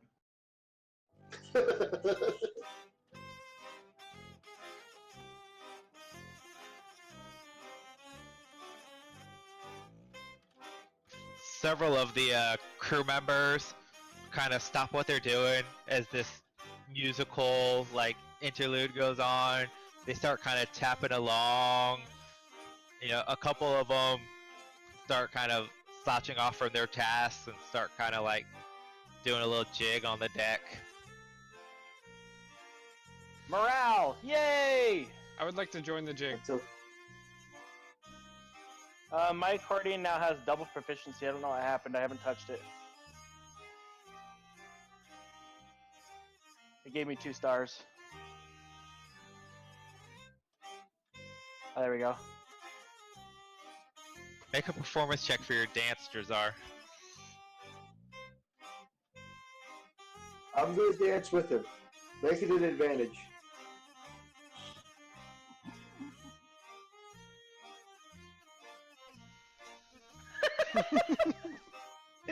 It's just like You doing did the funky You did to chicken. advantage though. You did roll again. I'm going to dance with you. There you go. So That's Drazar first gets out there and he starts doing like the Macarena. Yeah. You're like, no. And you go out and help him. You teach him some moves as you guys bond through dancing and music playing. Yeah. This is how you pirate. Arg, I agree with that statement. Squawk! Oh man. Righty then.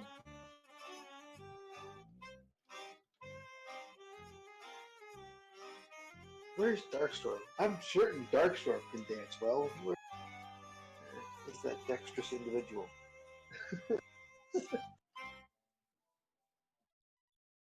Let's see. Darkstorm.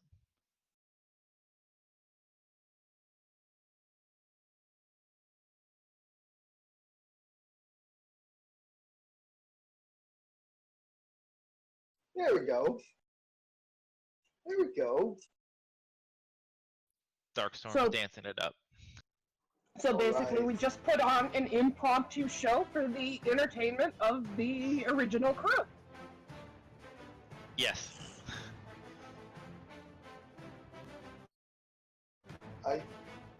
So, while we're all up here bonding, does anybody know anything about how to work on a vessel? Because I just do. dance and sing. I am quite good at the helping of the hand. Okay. Because I have no experience. That sort of thing. I just ride on ship and then go dance and sing and do things. I don't really do the whole ship ferrying thing. So if we're going to be all piloting ship together, probably shouldn't. Well, you see, Drazaran and myself and Dark Storm, we have been pirating together for quite a little bit of time. At least a month. And I know how to work the sails and stuff. Okay. But I don't do the whole piloting or navigating or steering, or I can clean the deck sometimes. But that's about Well, all that I'm I good can at. clean. I can clean. I know how to clean. Well, I guess She so snaps her does. fingers and prestidigitates a portion of the deck clean. Well, See, that is so much faster than the old mop that they made me use. If we had How that, come- if we could do this all along, why was I doing the mop? It doesn't even make any sense. This is so dumb. So I can this I can do. Anything else that I don't know. Back massages are often required for people who work the sails because their arms are always going up and down and up and down. But your back is a shell. Above the shell where my shoulders meet it. It still looks like shell. I will happily be the first mate. Seems that I don't want to mate with anybody on this ship. I don't know whether I should be happy or offended. Seems like a. I don't like milkshakes that way. but you were so fond of my dancing. It is very good dancing, but that does not mean that it translates to physical attraction. Okay.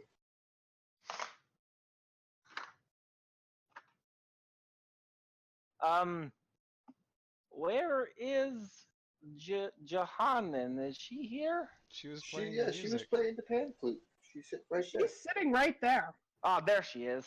You were hiding behind my giant shell. I wasn't sure where you were. I have not moved. So you're a navigator? I am. And you also know how to throw acid at people. That was really weird. Can be the helmsman.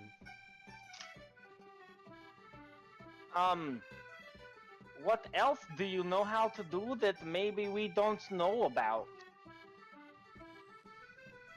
Well, you now know I can play the pan flute. And that was amazing. I loved it. A regular Peter Piper. I don't know that reference. I don't understand that reference either. No, just it had the name Piper in it, and it looked like a pipe.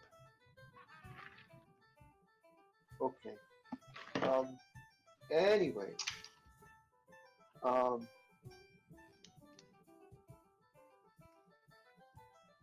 So you can throw acid and in two different types even. I noticed use two different acid spells. Did do that. Wait, just do you curious. know how to fly? No. Oh. Well, that would have been cool. I knew somebody one time from my other ship. He could fly, and then he would fly like up, to the top where you sit in the crow's nest to look around. That was his job.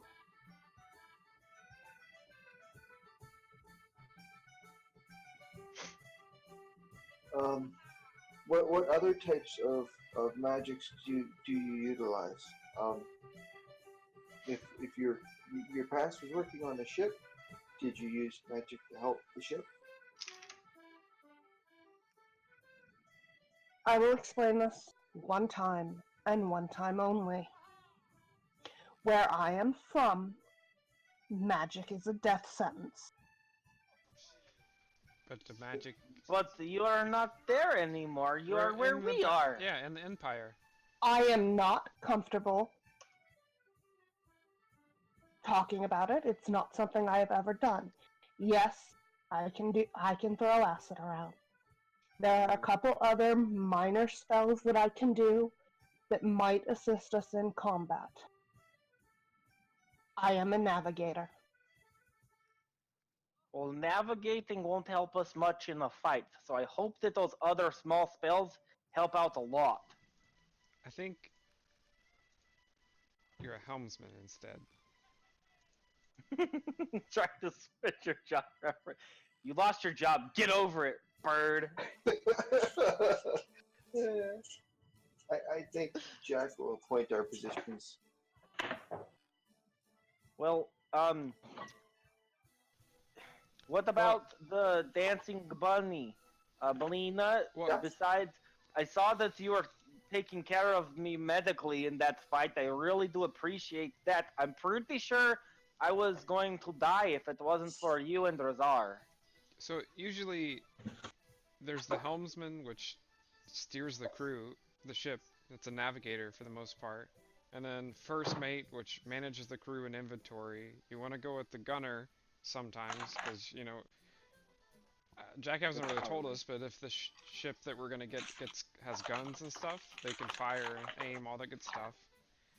We're gonna need That would somebody. probably be a good place for Darkstorm. Yeah. It would be helpful if we had an engineer that could keep the ship running. Not me. I don't know anything about engineering things. We need a cook, and we're gonna need a surgeon or a medic. Okay. Since it seems that Johannan and I are the most experienced, we could take the helmsman and first mate positions. And You're welcome to deal with the crew. we can dual hat some of these positions since we don't necessarily have all of them. It's going to be a small ship, right? So not going to be a lot. Right.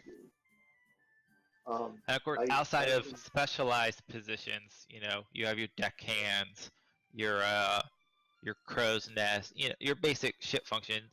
These are the ones he listed are like specialized crew roles that possibly player characters would fulfill. But you can also hire crew members to fill those roles in port towns at the cost of money.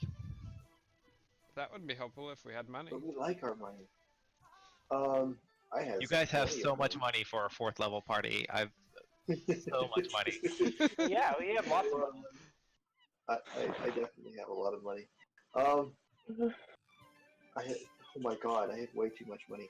181 gold pieces. So much. Add 500 to that for mine. Your combined party total is almost 1,500 in just gold alone. Oh wow, And that's not counting gems. But I've got almost half of it. I've got almost half of it.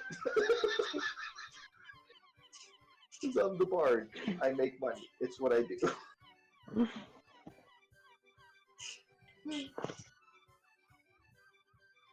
Anyways.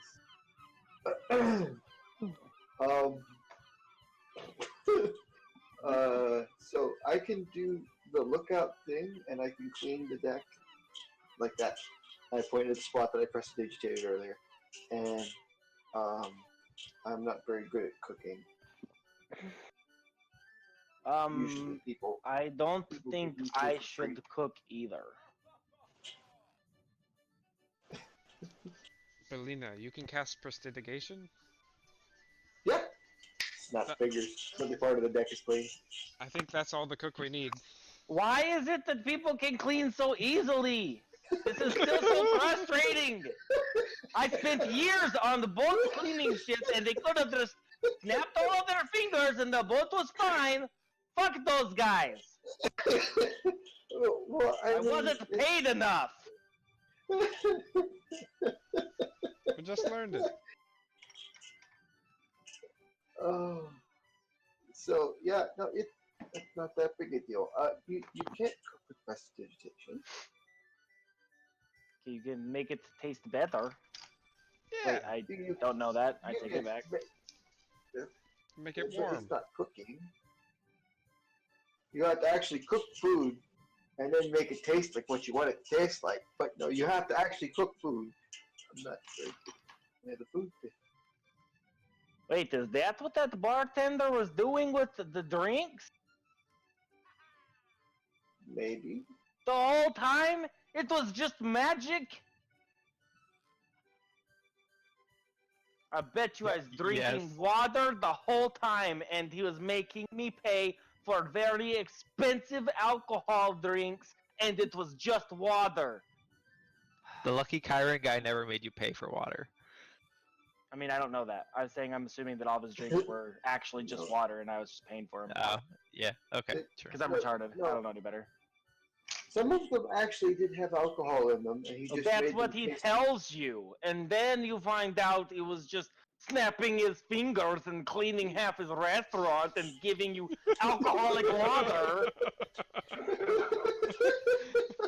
A bunch of bullshit, if you ask me. Isn't that You- all you- alcohol? You like the snapping of the fingers and the cleaning of that? Snap Yeah, fingers it's just again. frustrating Another that they slap made.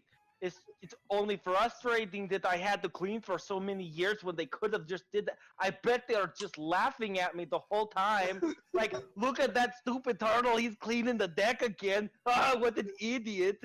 And then they probably snapped their fingers and made it dirty again, so I had to clean it. I bet that wasn't even poo that one time.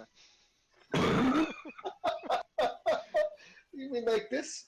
Snap your finger and one of the clean is dirty again. I'm not going to clean that. I have since learned my lesson, and that is not happening anymore to this turtle.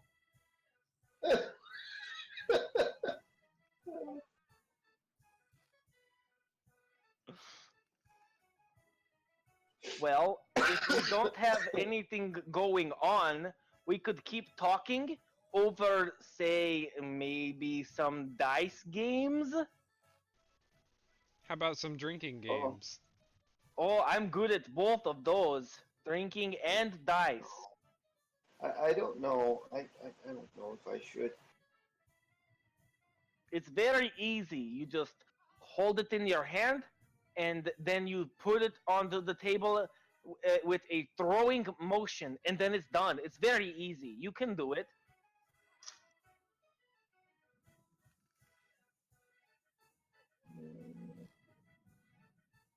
I don't know. We don't have to have fun. That's okay. No, it's not that I don't want to have fun. I'm not sure that I should. What can it hurt? Her wallet, and she's afraid. Haha, chump. Fine, we won't play any of those games. But, do you guys like to meditate? I like dance Just only dancing? and singing and playing the instruments. Oh, so like attention. Yes, I love attention. Okay, that makes sense, I suppose. So if we let you in, What if we cheer really loudly when dice? Like, oh, good job, Alina, you threw the dice! I think that defeats the purpose. Oh. You did it! Yay! yeah. Now give me your money for losing. Yay! But it's very easy. And the way that I usually roll, I am not so good. I've been often referred to as somebody called Wield Wheaton. I don't know who he is, but it happens so often I just don't understand it.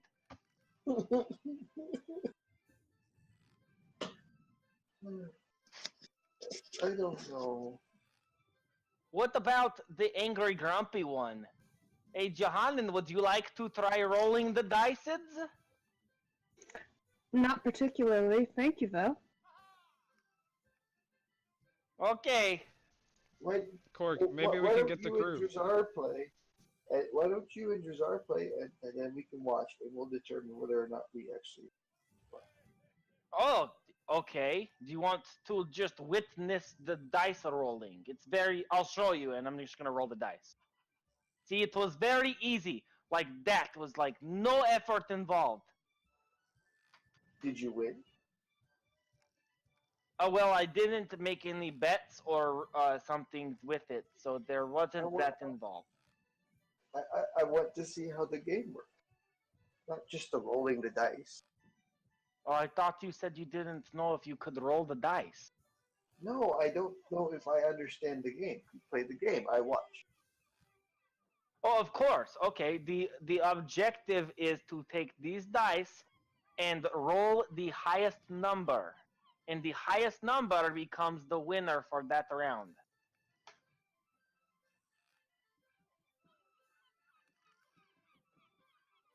I'm waiting. All right. Well, Drazar, you take one of these dice here, and I'll take the other one, and we'll roll. Go ahead and grab this one. It's the triangle one. Got it. Are you ready? Yep. Go. And I clearly win. Yeah, I'll take all of it. That's where he gives me his money, and that's how it works. That doesn't seem very fair. Your die has more sides than his. It doesn't matter. We're just rolling the dice. Matter. The higher No, it number should wins. matter. But he can only go up to 4. No, he gets one dice, not 4. No, I get one dice, How many? and he gets one dice, and we roll. That's how it's determined.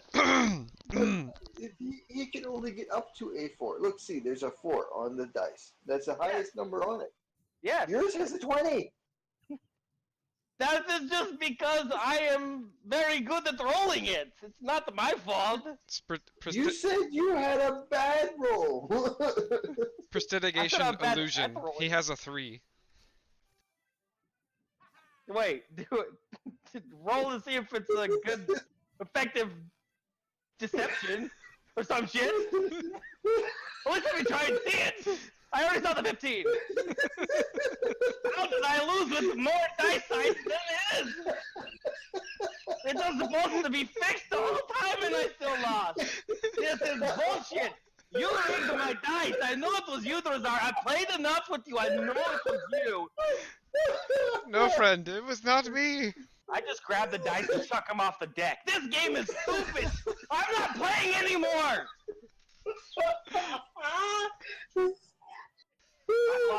I lost my dice set.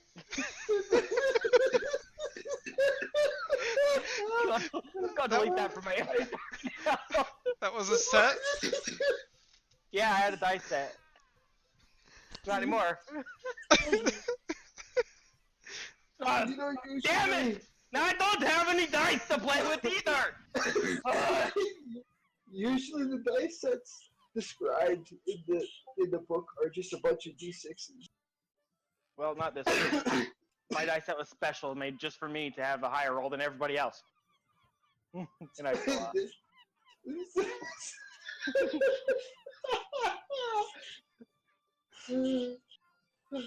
I hate this game. I don't know why I even tried to play it.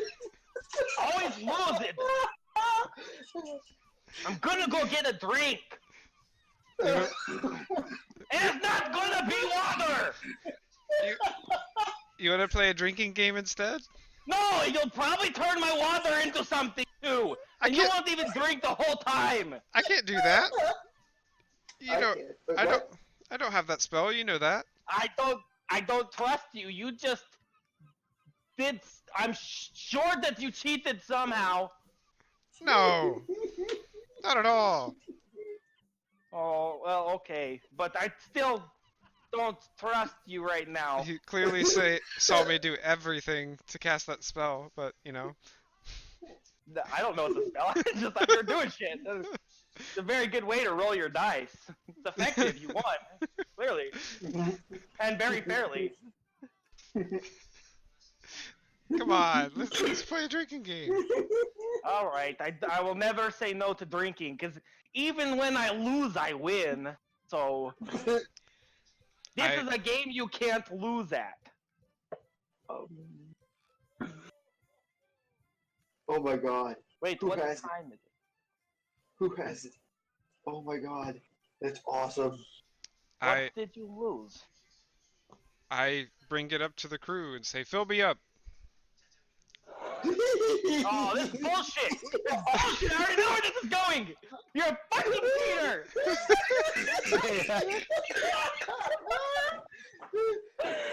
I walk up to the crew and I fill my drink too! Very poorly! So you guys walk up, they kind of look at you, and they're like, it's the middle of the day, and they're all working. They're like, "Oi, what do you think you're doing?" We're thirsty. I need a drink. "Well, you can get your ration of rum at the end of the shift, like everyone else." The ration? There's rations? Like Hey, limitations? Listen, I'll play you a drinking game for your ration. No, I only get one and I want to drink it! It doesn't even work. You'd have to drink the ration to play the game. You'd have to get the next day's ration. Is the thing. It's better. Yeah, I'm not giving up my one ration a day to not have a drink right now. but you could have 2 drinks. If you win. But I want to drink right now. I'm gonna go actually do some work on the ship because everybody else is working. So I'm gonna go and clean the deck. You use your magic to clean the deck so fast, and then 5 seconds later, the whole deck is clean, and I worked so hard and broke a sweat. The stupid cleaners. That was on the other ship. Nobody had that spell on the other ship. You did a lot of good work. So stupid. So Belina goes around just cleaning the ship. It's sparkling and shining. Several of the crew members were like on the deck with brushes and they were like scrubbing away. And then they kind of look at you. And then you go past and they kind of glare at you a little bit and throw their brushes down. And they're like muttering to themselves. And then they go over and start working on some coils of rope that they start like knotting up and getting together. But they're still kind of muttering under their breath as you go by. I come over. Did I do something wrong? Wanted to help. They probably feel the same way that I do about you just doing fuck all and cleaning the deck in 5 seconds while we bust our asses to make it look good. Here, here. Thank I just you. wanted to help. I'm sorry. It's fine. I lost out. Fine, Go. but she is now forever the official deck swabber, and nobody else has to do it. Because it just doesn't seem fair that she can just clean the whole deck while all of us sweat so hard and get hurt backs being always bent over. Several of the crew members cheer at Korg's words. Oh no, mutiny! Oh no! This is going the wrong way. I'll clean. I have no problem cleaning. I can do Yeah, that's her this. new At least I'm job. helping. Oh. I can help too, but not cleaning. I want to clean the deck. That's your job. I have a job. I'm What okay is with my this. job? Was I assigned one at all? I'm gonna go look at the chore list somewhere on the board, hanging up like jobs available. You know, I didn't sign up for one. Is there a first mate? You So- don't have a high enough knowledge level. You gotta go trade in the pyramids. Well, there might So as not you be look more. around, you do see that there is a halfling man Uh-oh. kind of issuing orders. Is he missing a hand? Should I go talk to him about pushing give me? me a perception check.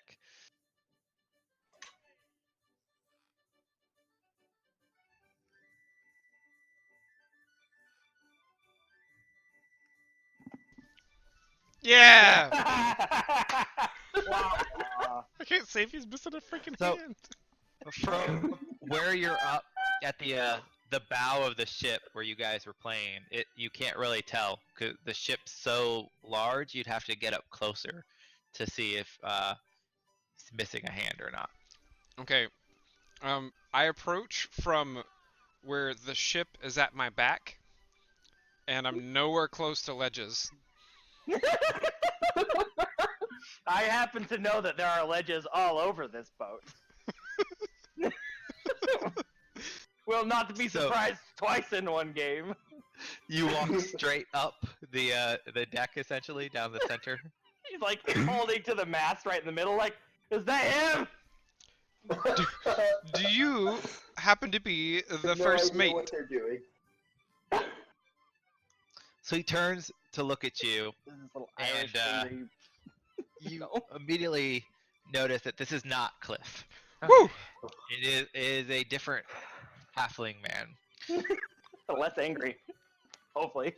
What's it to you? Nope. Same. Still equally angry.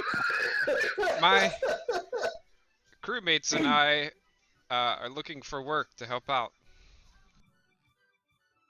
He kind of looks you over, kind of giving an appraising look. Like, what skills you got? Two of us are helmsmen by trade. We know ships pretty well. One of us is brute strength. Another one's an entertainer and can clean. He kind of looks around. Are you all still like on the deck? Are the rest of you kind of near Drazar? Or Yeah. Yeah, not.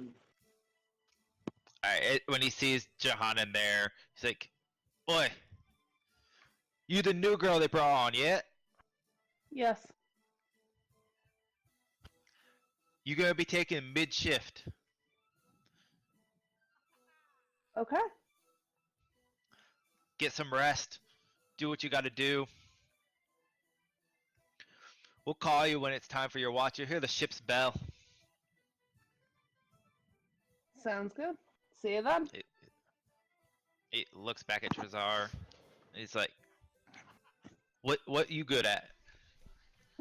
I am also a helmsman. With those flabby arms. Flappy as can be. So he kind of peeks at your like weird winged hummingbird arms. It's like, I don't flap- need no more helmsmen. I flap them extra hard. It's like, what you good at looking? You got Aye. good eyes. You got like hawk eyes. I would say they're average.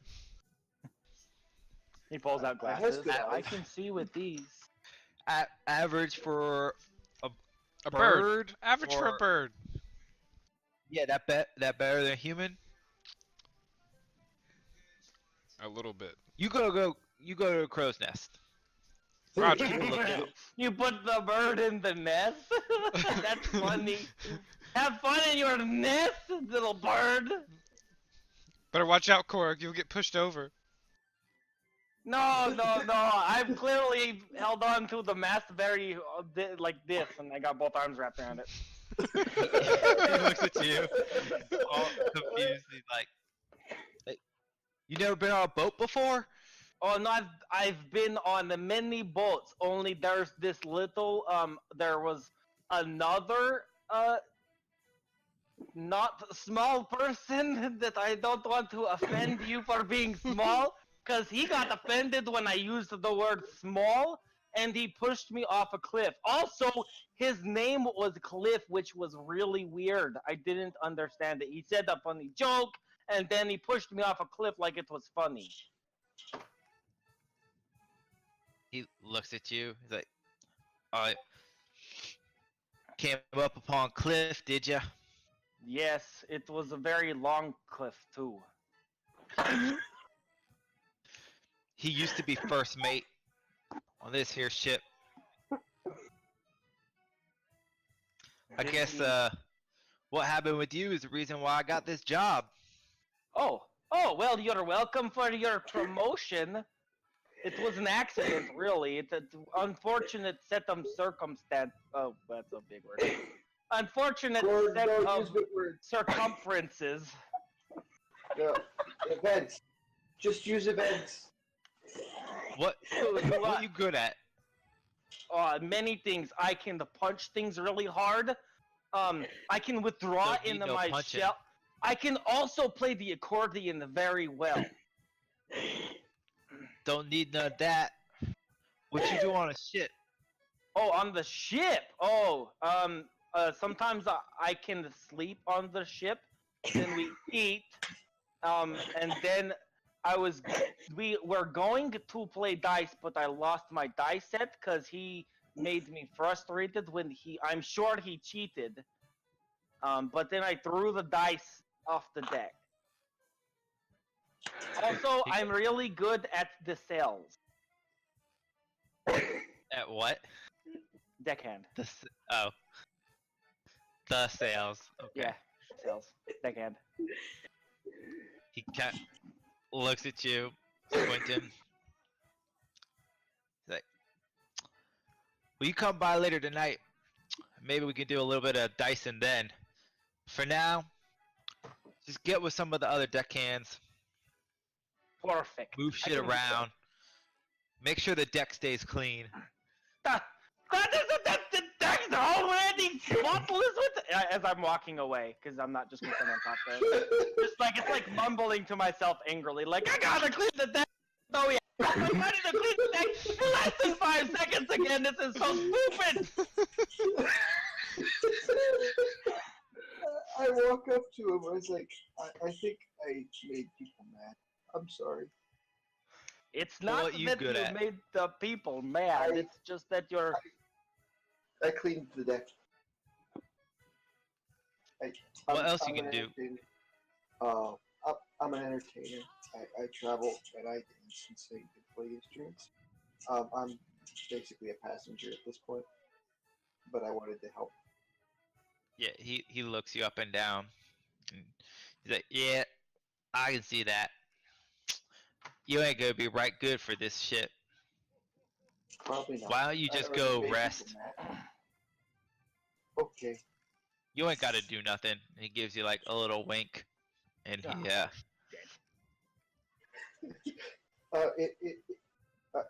I'm sorry if I made people mad by cleaning the deck. I'll go now. they'll get over it. Deck will get dirty again, anyways.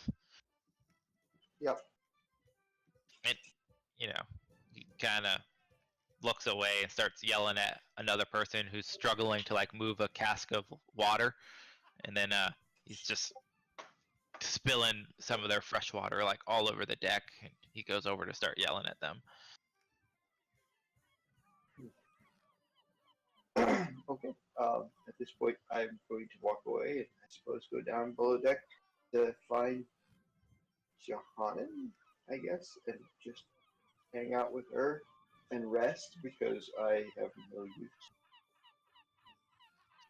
So you guys start settling in to your ship roles, Johannan resting and everything like that, and the days, goes by relatively quick. Drazar, roll me a perception check Oh with boy. advantage. Because you're up high. Oh yeah. Eh. Decent. Not bad. Not bad. So, from the crow's nest, as you're watching out around, you see just this the Isle of Thalmor just fading in the distance behind you. You just make out the speck of it as it finally disappears across the horizon. And you're in this endless sea of clouds as you drift along. But nothing really catches your eyes throughout the majority of this trip. Eventually, it starts to get into night, and you hear the ship's bell ringing out, kind of signaling the end of the ship day. And you guys settle into your routine over the next couple of days. And as time passes, on the fourth day, you see another isle start to kind of coalesce out of the clouds in the distance. Land ahead! As you yell out, "Land ahead!" They kind of look around, a little confused. Not the typical signal they expect. And then the cry is echoed out, "Land ho!" Yeah. They and everybody starts scattering to take position. They start getting the sails together and start kind of steering in. And as you approach the island, and you can all kind of go up on deck to witness this. While Thalmar was this mountainous region with like these lush waterfalls running and everything, you come across Valkar in the distance, and the island appears perfectly flat on the top in every way, and you're kind of coming in from above, so you get like this vision of it, and it forms a perfect circle of just this desolate kind of deserty, dry ground. There's limited to no vegetation from what you can see here. Not a lot of water from what you can tell. It's not a very big island. It's definitely just kind of out in the middle of nowhere. And you see a couple settlements on the edges of the at the top of the island, but you notice that the island itself has like this dark under mass. Like the top is perfectly flat, but it looks like an upside down top kind of deal with like a pyramid of ground underneath it. And the ship starts to kind of descend as they take it deeper, and you dip out underneath the surface level, and the ship pulls up to this dock that leads to this cave that leads inside the island itself. And you kind of pull up onto the dock and start tying up as Left Hand Jack comes back up on the deck. It's like, grab your shit, let's go. Grabbed. Got stuff. Good thing that I know that doesn't actually mean the poop anymore. I grab my hammer. Grabbing my things and following along.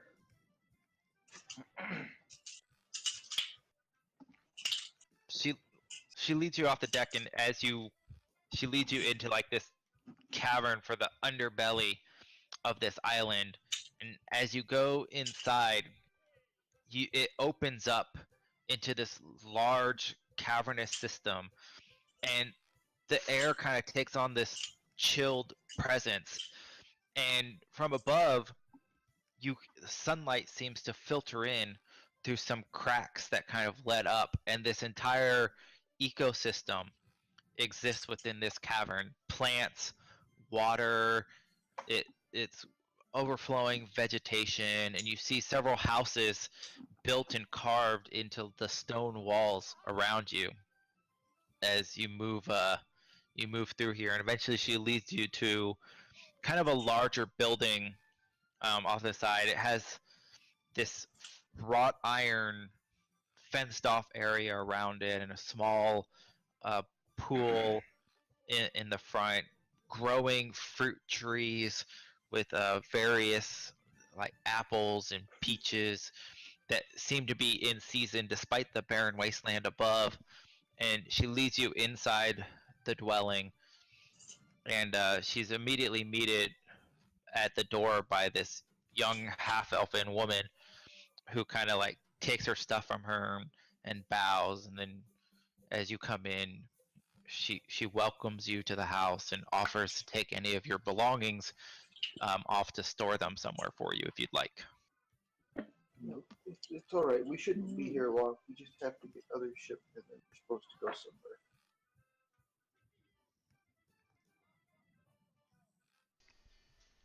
But thank you. Just wearing my fancy clothes.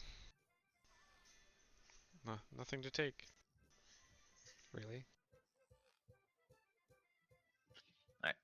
So you guys head in, and left-hand Jack walks over to what appears to be a study, and she walks inside and she kind of sits and leans against the desk itself as you all kind of file in.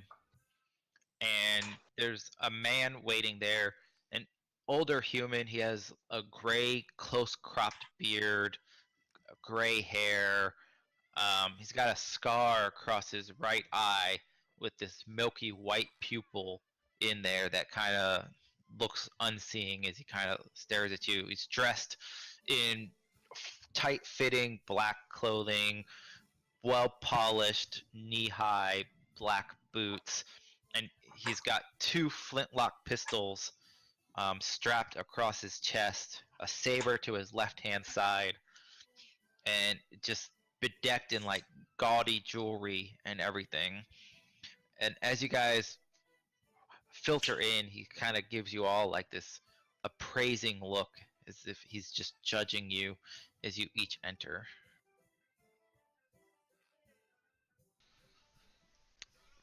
We returned the look, appraising him.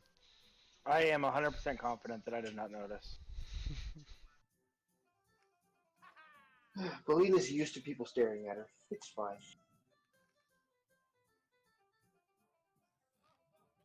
So they all come in. Jack gestures for you to close the door, and she looks at the man, and she introduces him. She's like, "This is one of my trusted fucking mates. He's gonna go with you on your journey. Jesse Thrain. He'll be captain of your vessel." Oh, okay. First things first, though. If another ship pulls up beside us, don't jump onto it. Yes, don't do that. He That is looks at you very with his. bad. He fixes you with his one good eye, and he kind of leans over and stares at you intently. He's like, "What was that?" I said that if another ship pulls up beside us and they're attacking, don't jump on their ship because with the way that our luck has gone, the ship blows up.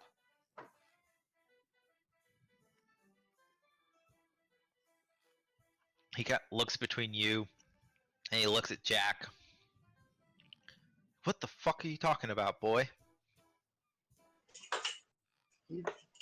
We're not Like sure when who- we're flying in the air and another ship tries to attack us and they fly right next to our ship, don't jump on their ship because it blows up.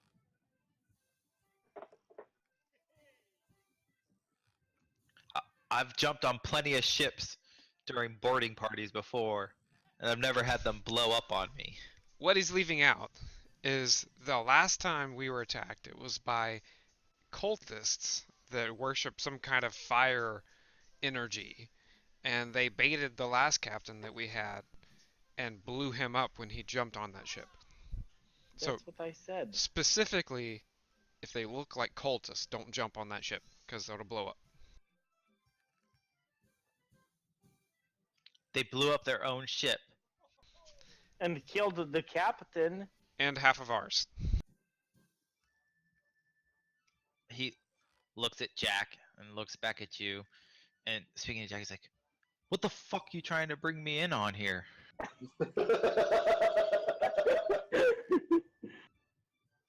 And then she shakes her head, and they go off to this back corner, and they have like this private conversation. Korg, roll me an intimidation check in the tower. Do I have one of those? I mean, Sure. See. It's gonna go good. I can already tell.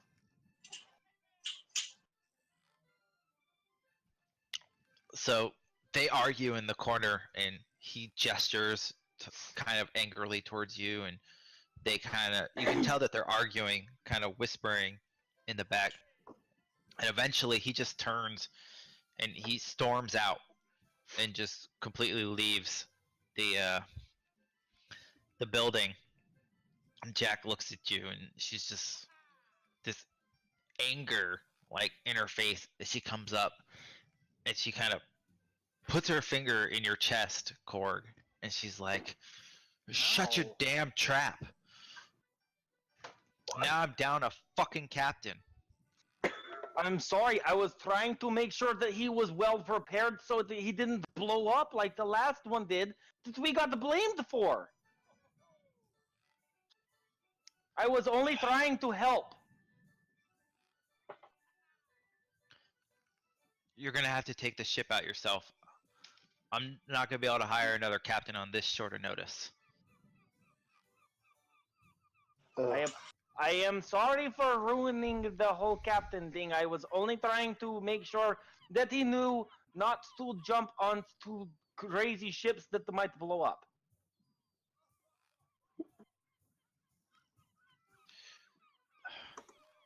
She sighs. She's like,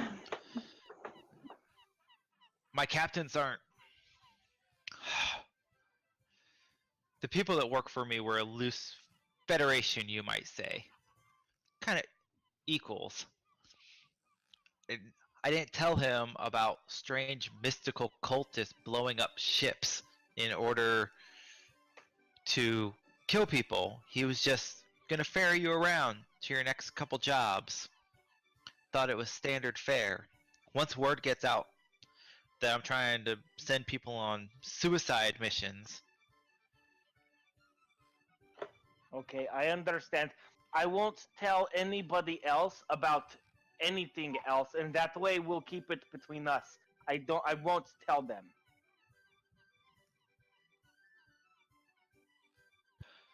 it's gonna take me extra time to secure a ship for you now, and you're gonna have to secure a crew yourself. Okay. And not tell them about the cultists or blowing up ships. Yeah. We'll just tell them Leave that out. it's somewhat risky. We'll tell them it's perfectly safe. Ships never blow up. Or you could just leave the words blow up out of it. Oh, How about we allow Belinda to be the one who runs the interviews for the crew? that's probably fair too. She could like try to persuade them, and I kind of like shake my hips seductively. I was thinking more if she doesn't have problems talking with people and the words that come out of her mouth don't screw us over. Hey, mine don't screw us over. They slow down progress a little bit. You can Fair use the enough. word progress. Yeah. It's one of my very many large vocabulary words that I know all about. All right. So I suppose we should find a place to hire a crew. Yeah. Are there any taverns nearby that people wait to be hired on to ships? And are we gonna have to find our own ship too? I'll secure a ship. You secure the crew. Valkar's a haven for the less reputable sailors in the region. Check out some of the dockside taverns. I'm sure you'll be able to find a few people. All right. You'll need at least 8 total crew members in order to, and that's, I don't, Drazar and Johanan, of course, have sailing experience. I don't know how effective the rest of you would be. I hear Oh, the captain I position know is open. how to sell a little bit. What did you say, Drazar? I hear the captain position is open. Little plug. It is. Bird. All right.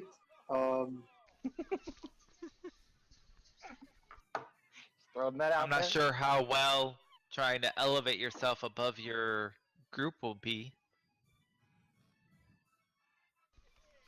It's no elevation. It's just a title. But no, you don't understand. As a captain, you're supposed to be in charge. This is the whole point. You can't just be a title. You're supposed to be able to give the order and people will do it. Go find crew members, Belina. I did it. You're a terrible person.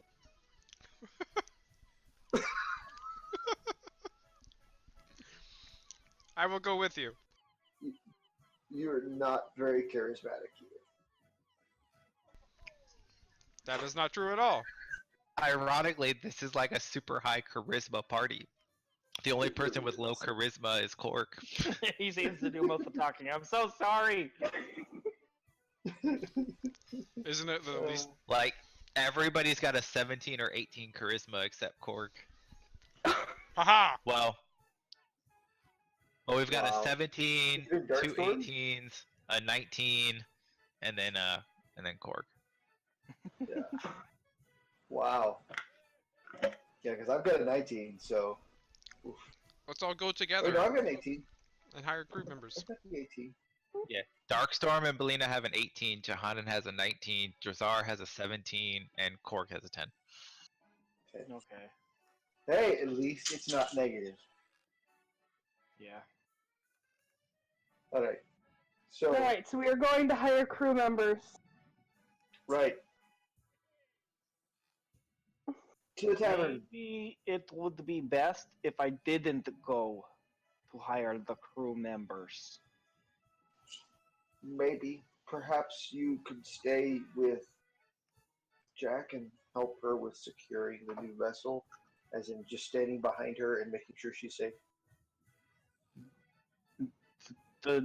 Jack, do you want that kind of help?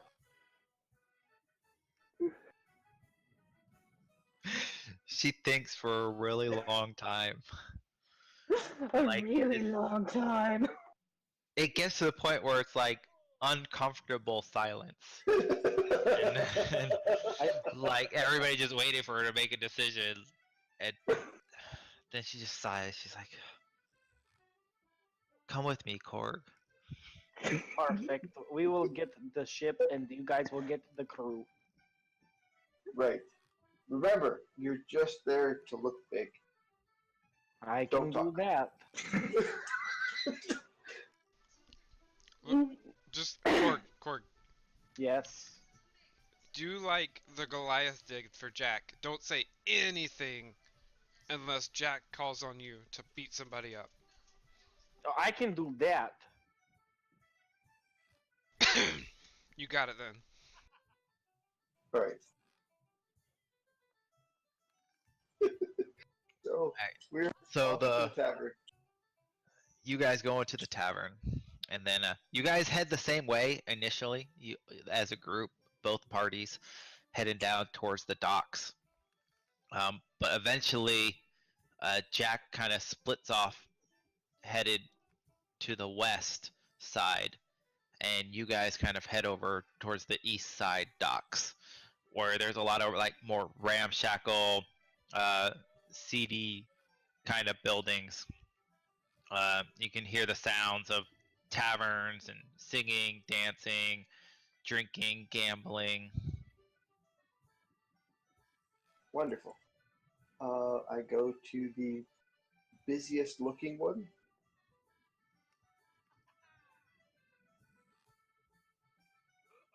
So you head towards this this kind of seedier tavern, and you immediately walk in. There's like this tavern brawl going on.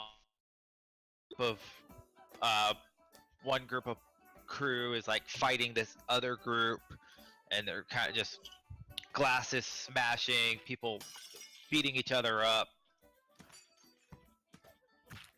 Good. Good. Sturdy people. Yes.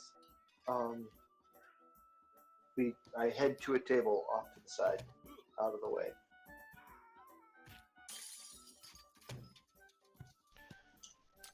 And you kind of skirt the outside of the fight.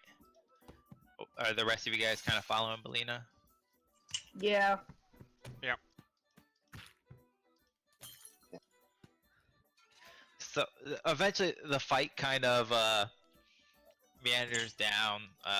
One of the groups having like kind of mostly knocked out the other guys and thrown them out in the street, and then there's much cheering and ale swinging along as they all celebrate having beat up the crew. And then this waiter comes over to you. He's kind of disheveled and it looks a little dirty. He's like, "Oh, what you want? Make it quick, make it quick." Ale for me, I guess. And I don't know, whatever they want. And any Rob. crews looking for a vessel? It's like you looking to hire on crew? Yeah. Indeed. He kind of leans in. He's like, "What you looking for?" We're looking for about 8 members.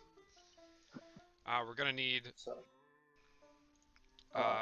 to fill some important positions. We already have a helmsman, first mate, and a gunner. We're gonna need an engineer, a cook, and a surgeon.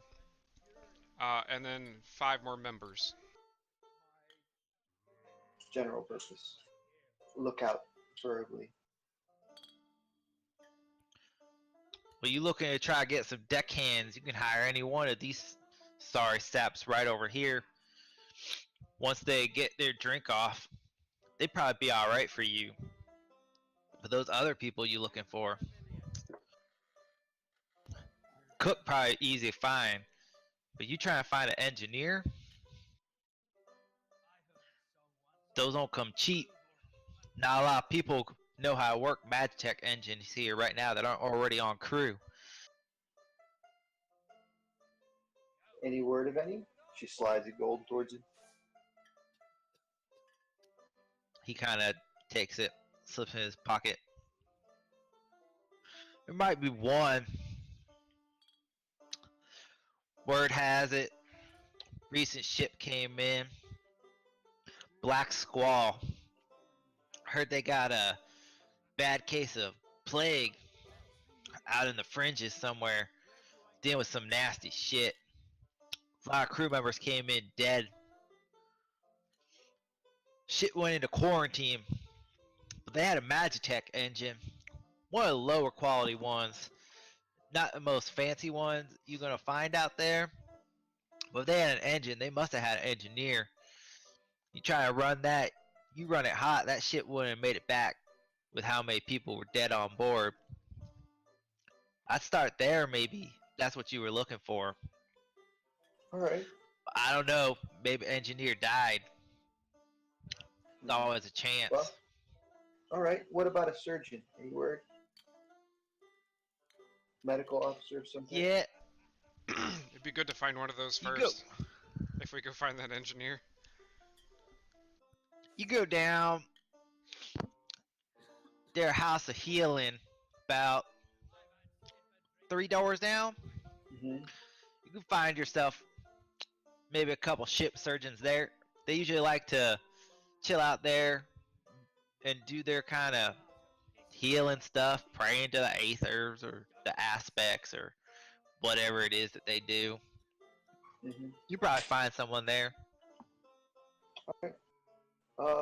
Just the ale for now, and I'll ask around these strapping gentlemen if anyone is looking for a ship. Thank you. Can do. And he kind of goes off to go get your drinks and stuff like that. And Korg, Yes.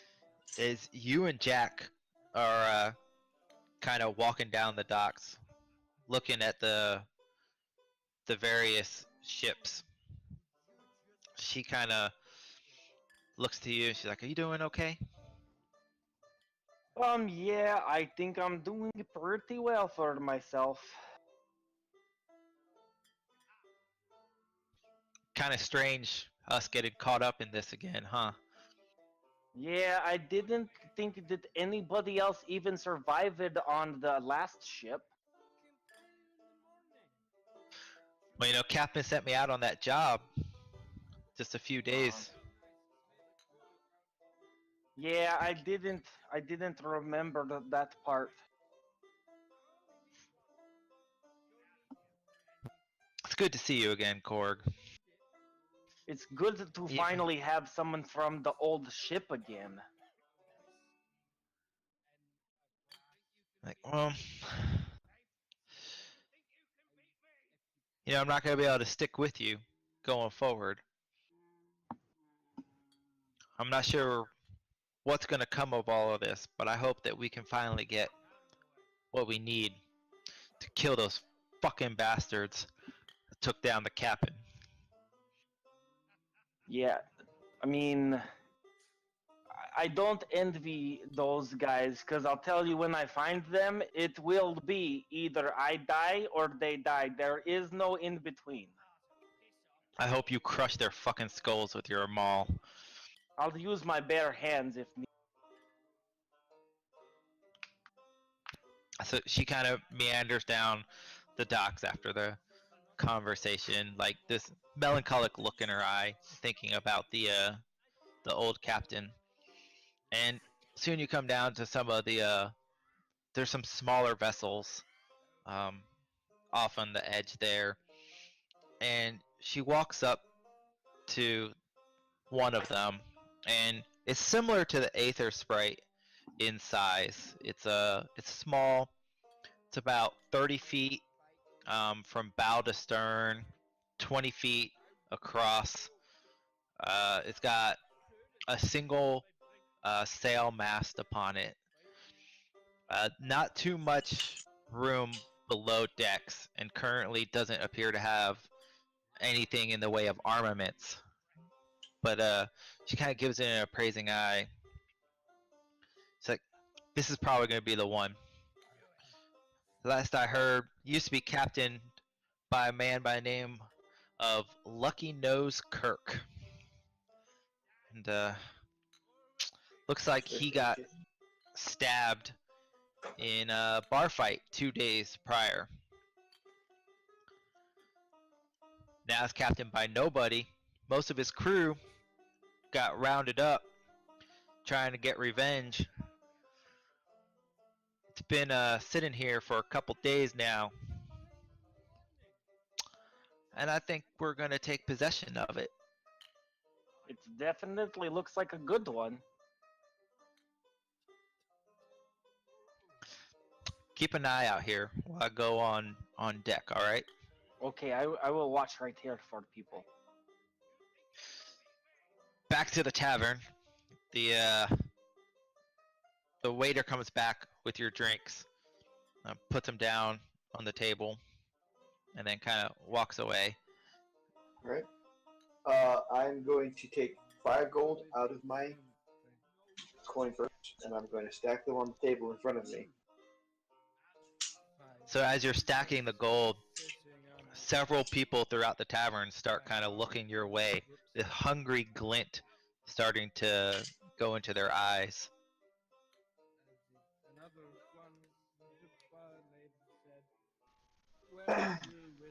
Once I feel I have people's attention, I am going to announce.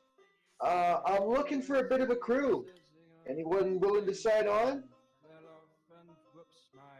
We've got 5 openings. 2, 3, 4, 5 gold coins.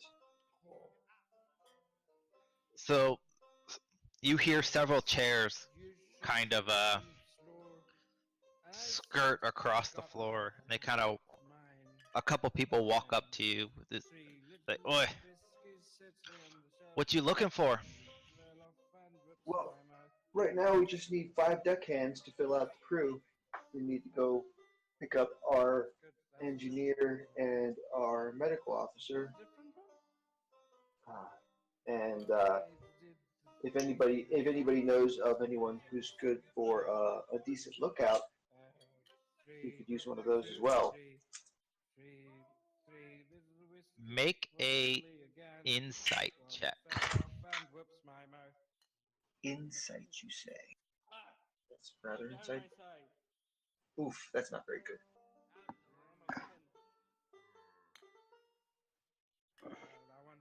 Is anyone else who's paying attention at the table allowed to throw in on that? Or just Belinda? Belina, I'll let you're my wife. Belina. That's good. You know what? I'm doing Yeah, well There's just to stay no away. D. You So, guys yeah, can we go can- ahead and make, and you guys can have Drazar and Johanan. You can have advantage on your rolls if you want. Advantage on our rolls. That's that sucked. That wasn't with advantage though. How do I do Roll with one more. advantage? That's what I was Click getting the at. ADV button down there, but okay. Oh, So yeah. So Johanan and Belina, you're looking over the crew. Johanan, you kind of give them a casual glance, kind of letting Belina do the talking, since you don't like socializing with people too much. But Drazar, as you look over them, you notice you've got a good 6 or 7 people here, but the people crowding around you, several of them look young, not that experienced.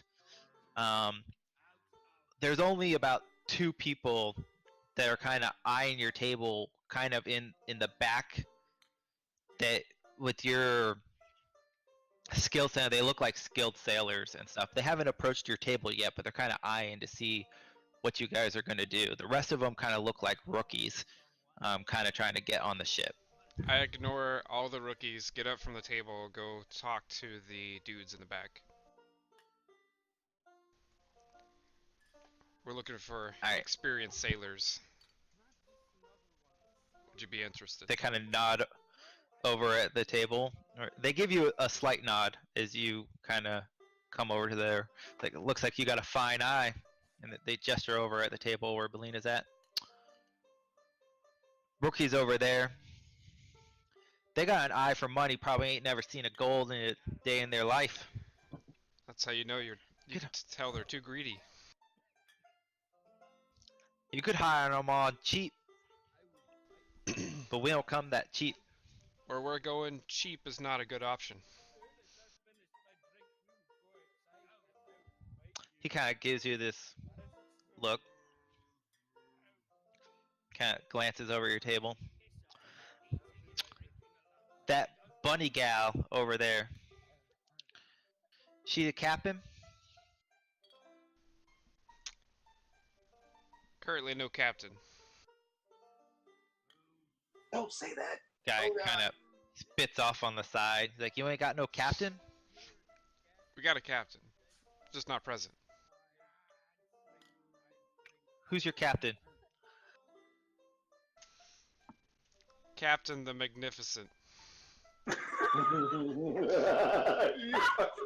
Korg. Oh God, no. Korg the Magnificent? Oh yeah. You've probably never heard of Korg. Ain't never heard that name around these parts. That's right. You guys new to Valkar? And make a deception check. Yes. Promotion!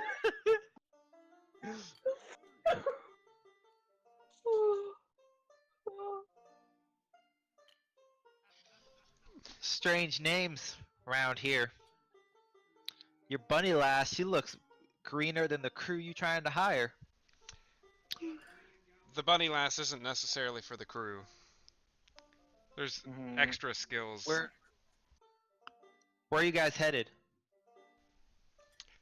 That's to be determined if you take the job and get the briefing. He kind of spits off on the side again. Like, I'm interested.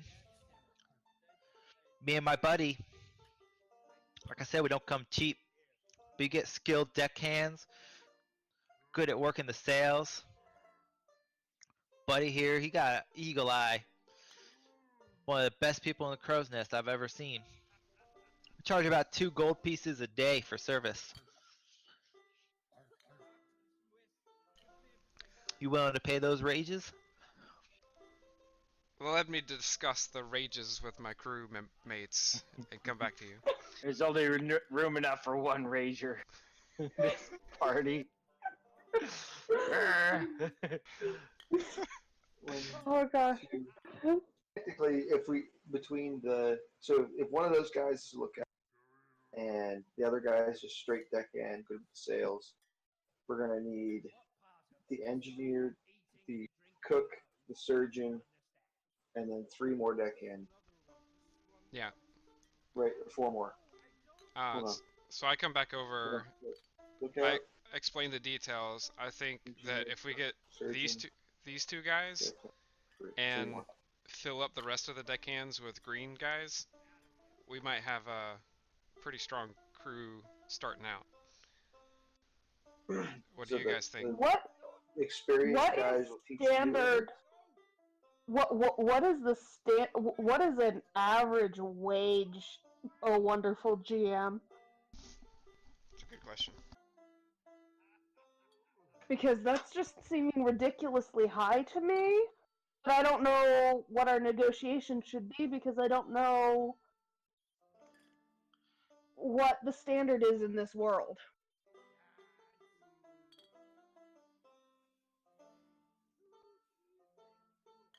Check your Discord.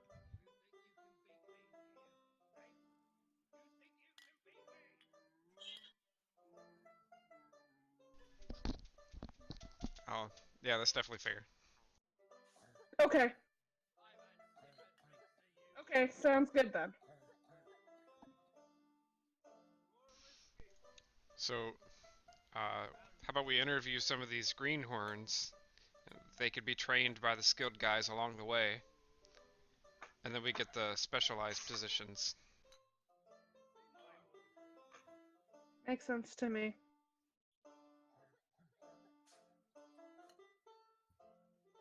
So you got 6 or 7 of these unskilled guys still crowding around your table, and they're all like kind of clamoring to take the job, seeing the gold on the table. Like, you offering Alright. gold? All right. So It's after 2 silver discussing a it- day for those without experience. We'll train What- you. One of But them you're not kind of getting full gold. puffs himself up. He's like, I got experience. I've been sailing all over the skies. Where to? But I I came in from the fringes So to you sailed. here. You sailed from the fringes to here. All over. Yeah, on the White Dawn. It left already. I wanted to get a different crew job. That's why I'm here. Uh-huh.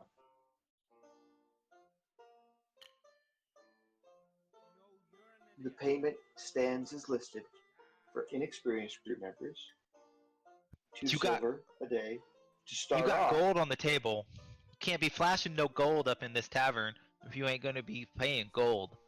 Oh, we're paying And gold. there's like a few murmurs Gold? of agreement. We're The paying initial gold, hiring but fee. you have to earn it. Initial hiring will be the gold that I've already placed on the table. 1 per crew member. The pay is 2 silver a day. Well, sign me up. How many are here? There's about 6.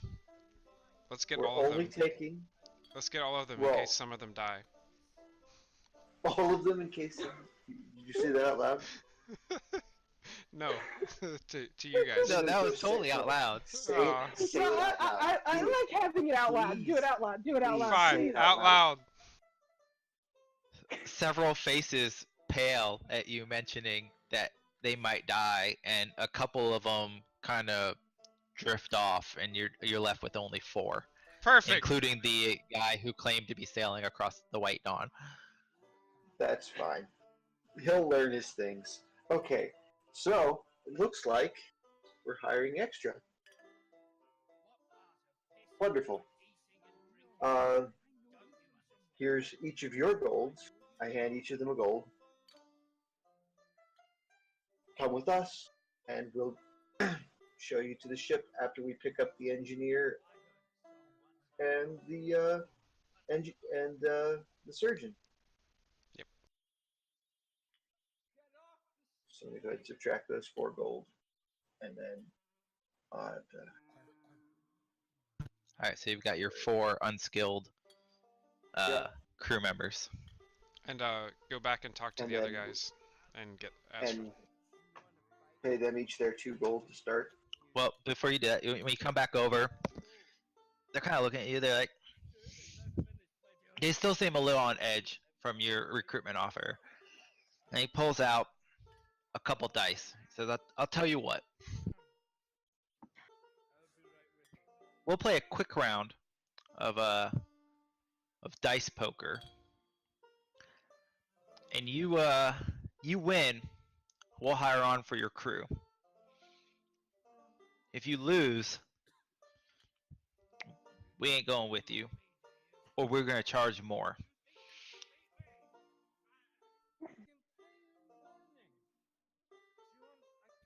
Deal?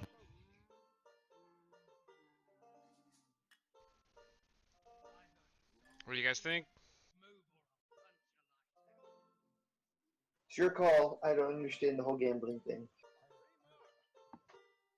If we win, they hire on. If they win, they don't. The offer of 2 gold a day stands. Alright, it's your loss if we win. Sure. Why are we gambling with guys to hire them? Because They're nervous. yeah. Peasants. Fine. I mean, why are you, I guess, because I'm not there, but yeah. Alright, so we're gonna do this like Witcher style dice poker, right? You're gonna roll 5d6 in the tower, and then, well, no, you'll roll in the open because rolling in the tower won't work. So roll 5d6, then choose what you want to keep, re-roll, and then that's your hand. Best hand wins. I don't remember how to play Witcher dice poker. It's better dice. Okay, Just so like you essentially, said. Yeah, I you have roll no the idea 5 what I'm dice, Okay. and then you try to form a poker hand out of it, like pairs, triples, or whatever, and then you get 1 re-roll. It's like drawing. So essentially, you roll 5, then you keep what you want out of those. Be like, oh, I got 2 5s. I'm going to keep the 2 5s, and then you roll 3 d6s, and then the 2 that you kept and the 3 that you rolled form your hand to see who wins. That explains why I always lost that minigame. Uh, I didn't know you were playing poker. It's poker with Oh, with dice. dice, It's literally called poker dice. Okay. Yep.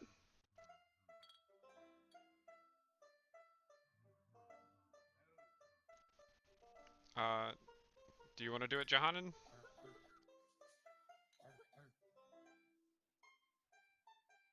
I've never done this before, but sure, why not? You said it's 5? Yeah, 5d6.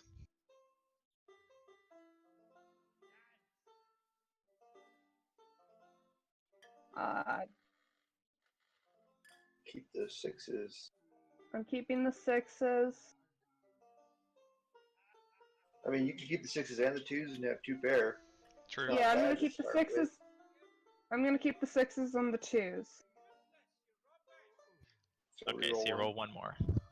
So 2 pair. Okay. So they roll their dice, and they kind of grin at each other, and they reveal that they have 4 3s. not an auspicious day for hiring people. But we'll give you best 2 out of 3. See if luck's on your side or not.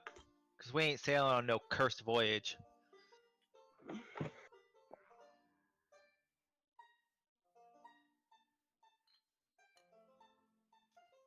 So you can roll again.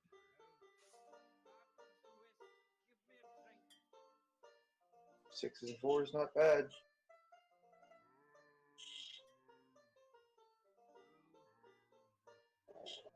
I'm gonna keep the pair again. Oof. Exact same thing.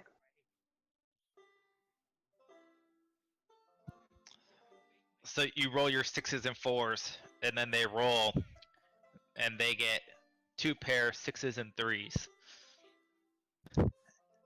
They kind of curse under their breath a bit as you eke out the that luck. Like, all right, last round to see if you're lucky or not.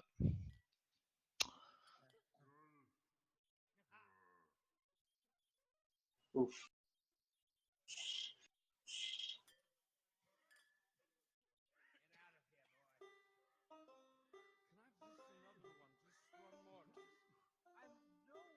Your call, doll.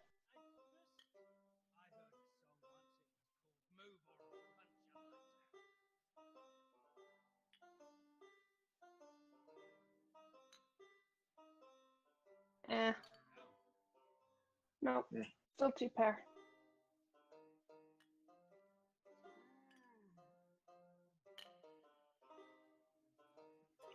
So they throw down their dice.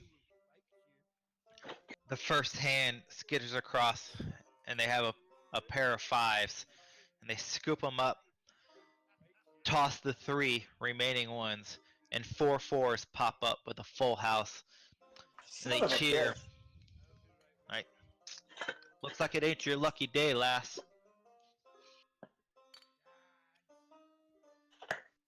We ain't going on no voyage with unlucky people for standard rates. See you later. They go back to their drinking. To the next bar? Or go get a different doctor or other group position. We do need to get somebody who's got experience. Sorry, I slipped out to use the restroom. Win or lose? We lost. We ended up losing. Damn it. Okay. I mean, the dice were good. They just had better. I don't know how the hell they ended up with a full house They on that cheated. last one. Nobody questioned them. Cool. Well, They could've did. cheated. He was Well, he rolling in did the say- tower. We can't see his roll. No, guys. That's Korg's first go-to every time. also, Well, he did say wait a minute. He said that they rolled 2 5s on the first, so they re-rolled the 3 and came up with 4 4s. Yeah, they cheated. I meant to say 3 4s, but either way, like, there's a lot of 4s. somehow you magically got 2 pairs each time on the first roll, so I was like, whatever. There's not much cheating going on. It just really likes pairs. Apparently. Yeah. Eh. Just seems a little. I mean, because we can't see what the GM rolls, so it's kind of hard to argue. It's like, I have no idea. It doesn't matter. We're in the not Discord. arguing. We're going to go to a different tavern and see what we end up with. Yeah, it's in the It's Discord if you guys fine. actually wanted to see it with proof. I was just joking because Korg always goes to you cheated. Eh. Cord cheated. Korg doesn't cheat. Corey does cheat. A man of integrity. He doesn't. You can't help it that his dice are just better than everybody else's. So I as would you recommend go, that at the next tavern, we start by looking for the more seasoned sailors and approaching them directly rather than just doing an all call. Well, You I'm guys just head trying to weed out the other to ones. the next tavern, and Korg, Yes. back on the docks, left-hand Jack has slipped on to this vessel, and you kind of stand keeping an eye out, and you can kind of hear the muffled sounds of something. I just saw your Hero Forge thing. Yeah, it looks good, huh? I captured his real essence. Yes. You hear the muffled sounds of a struggle going down on the ship, and then you hear the single crack of a loud gunshot ringing out from on board the vessel. And I'm on board the vessel. As you rush onto the vessel, you head into the small cabin near the stern, and you see Left Hand Jack standing, smoking flintlock pistol in her hand, as a young man just on the floor, bleeding out from a gunshot wound to his chest, blood kind of oozing all over the floor. And she's got like a bruise across, quickly developing bruise across her face where it looks like she was possibly struck by the man's fists. And she kind of looks as you come up, and she gives this wicked looking grin. She's like, "Looks like the vessel's ours, Korg."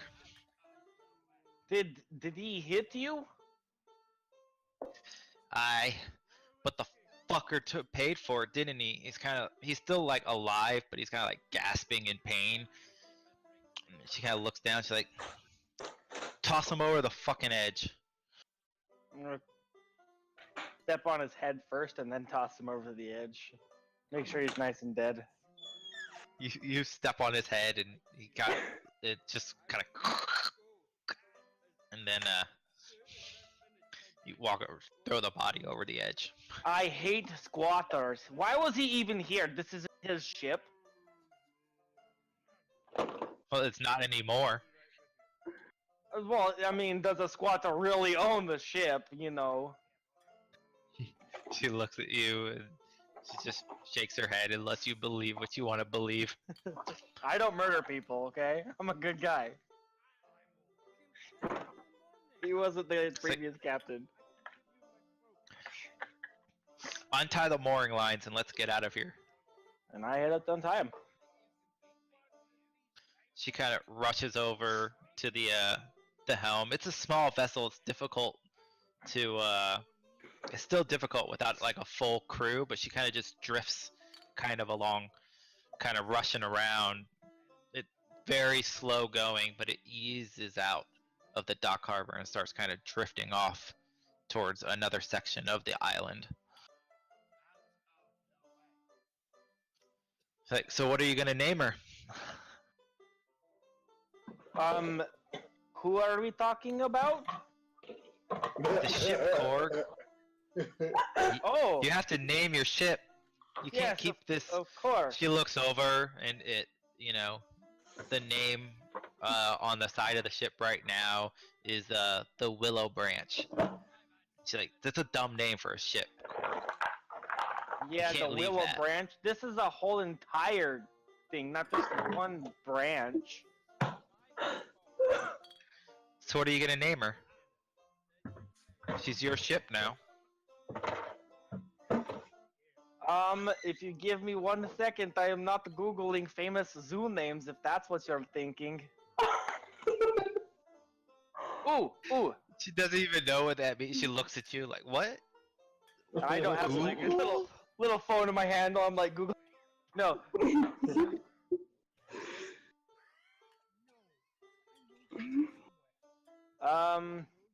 Shit. I didn't realize. We'll but come back to you. Yeah. Back to the party, searching for crew. Alright, so we want to find some experienced people this time. So you head into the next Drazar knows what tavern. experienced people look like. Your 4 rookies kind of tailoring along. Since you told them to, listening to you talk about trying to find experienced crew members. But they don't really care that much because they've got gold in their pocket, so they're like, whatever, man. Like, that's 5.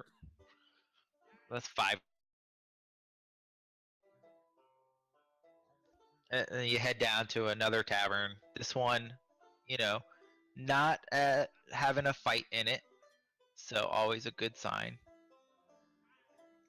Some music drifting out from the tavern, people drinking, having a good time.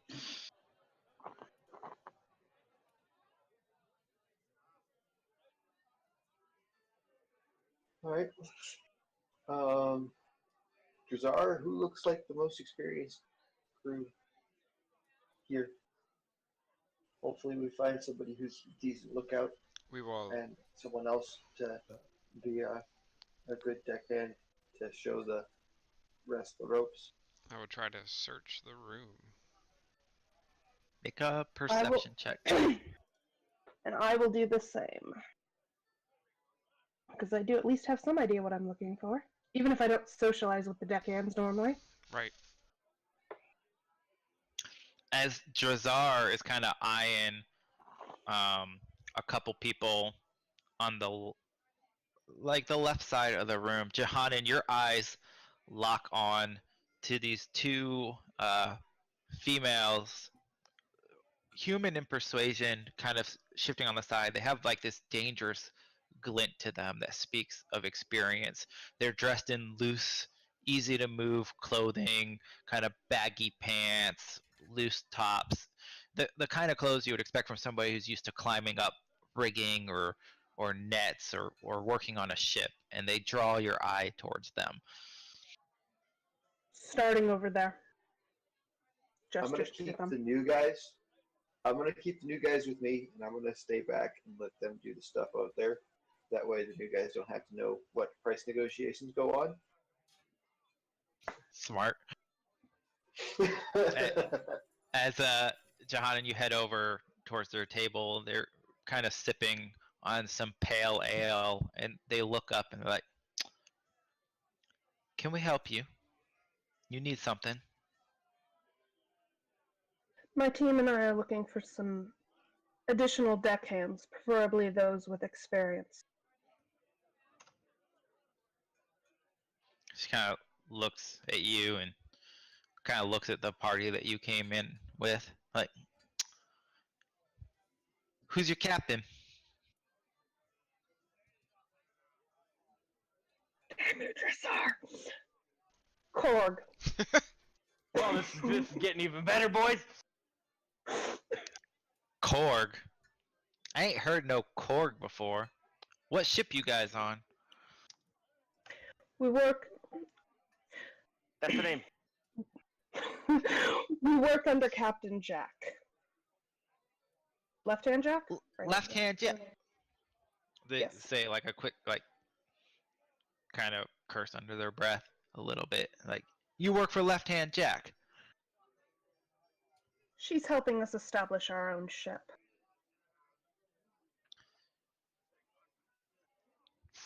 All right. Color me intrigued. What's the job?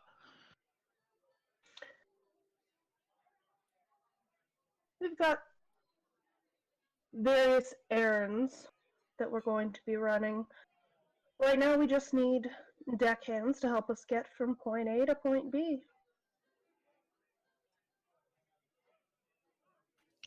Make a persuasion check with advantage. Persuasion check with advantage. So I hit the advantage button and then roll? Yep.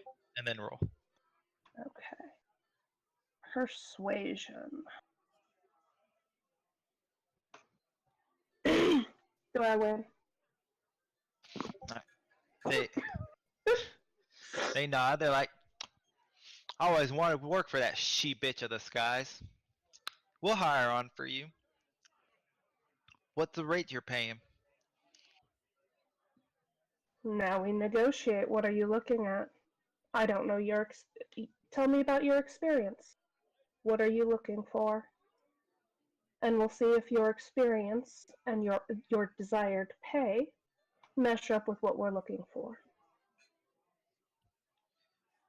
Kira and I have been sailing these skies, what, going on 3 years now? Did a couple jobs.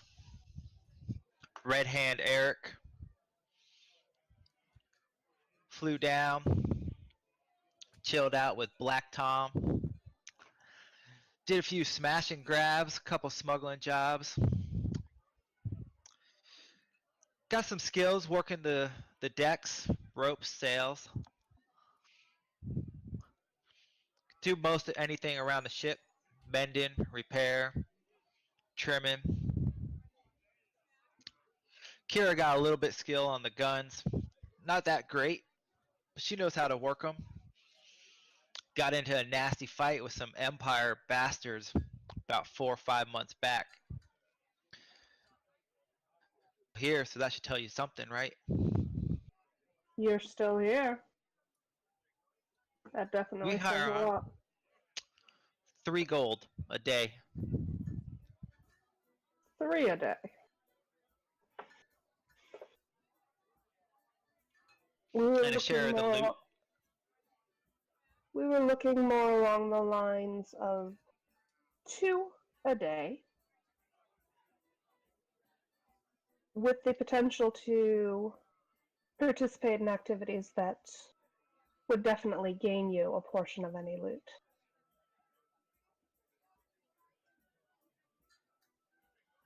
Make another persuasion check.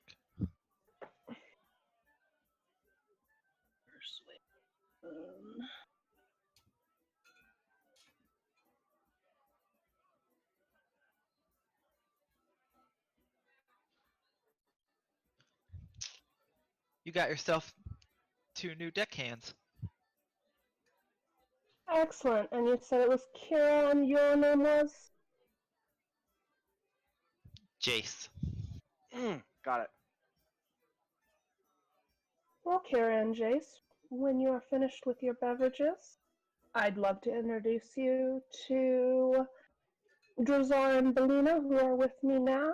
We'll be meeting up with Captain Korg a little bit later. We still have to secure a couple more positions for the new ship that Captain Jack is helping us with. They chug back their drink real quick, stand up, and join you for your looking for your crew members. Sweet. Perfect. All right, the amethyst sky. Okay. As you say that, left hand Jack looks at you. He's like, "That's a good name. What made you think of it?" Well, if you remembered those couple of, it was a very short time, but there was a couple very distinct moments that stick out on the time spent on the ship with the old captain. And at nights, the sky would get kind of a purplish look to it, and I remember how wonderful that time was spent on the ship, and those were some of the most beautiful skies I had seen.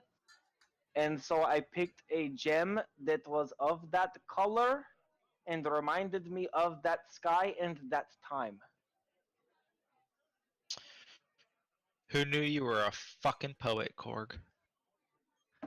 Oh, well, I don't know about poetry, but I do know a little bit about um hold on, let me bring up my notes real quick. Finding the positive side in the most situations. She kind of nods and goes silent as she steers the ship. Give me a few minutes. I need a break. All right. Break time. Woo! Yay! Is that okay with you guys? The amethyst sky? Yeah, sounds great. Works for me.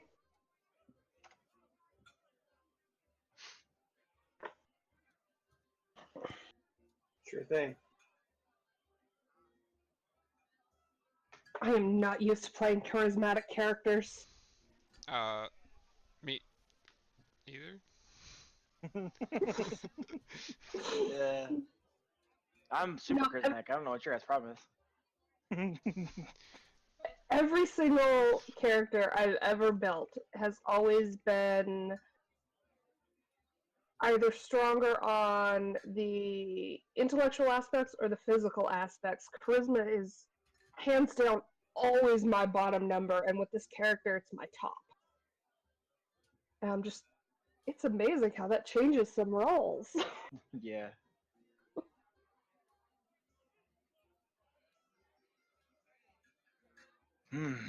Man, that took a lot of my creative skills. I'm not the most creative.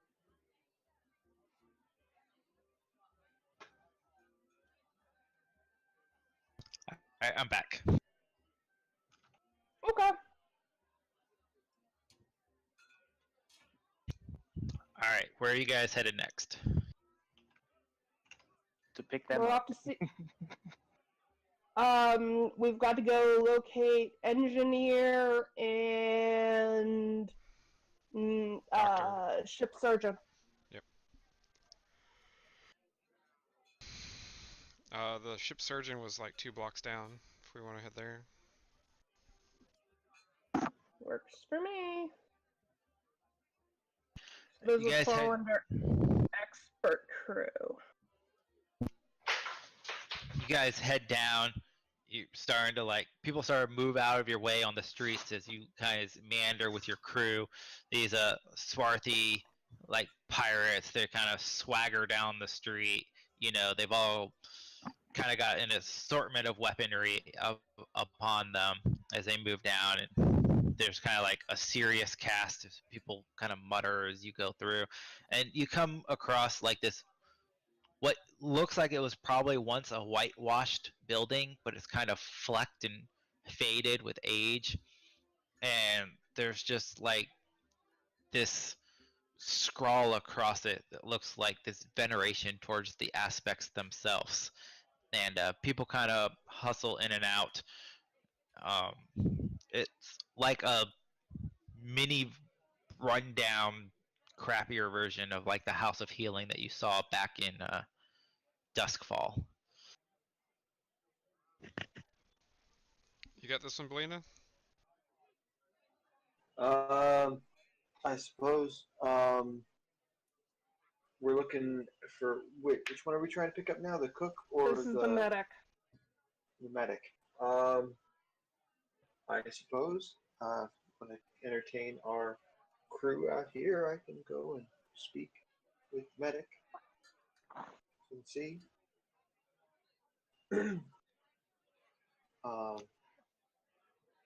Belina, Yeah.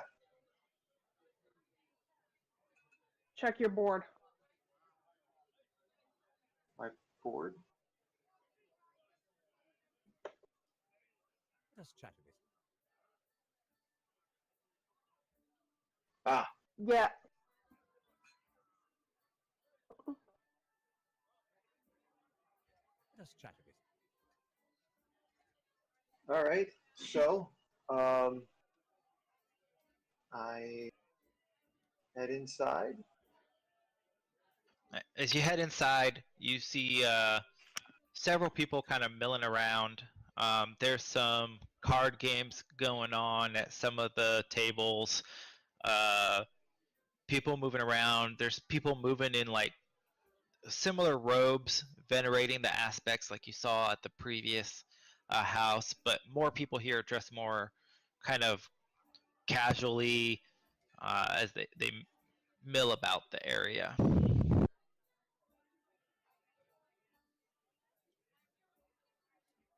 One of the people in a pale blue robe walks up to you. He's like, "Can I help you, young lady?"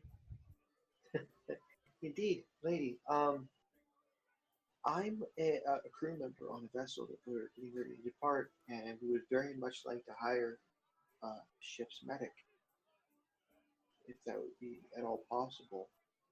If anyone here is willing to sail. So she points over at a nearby table where 3 people are playing a round of cards. Like, if you're looking for a medic, Your best chance would be the men over here.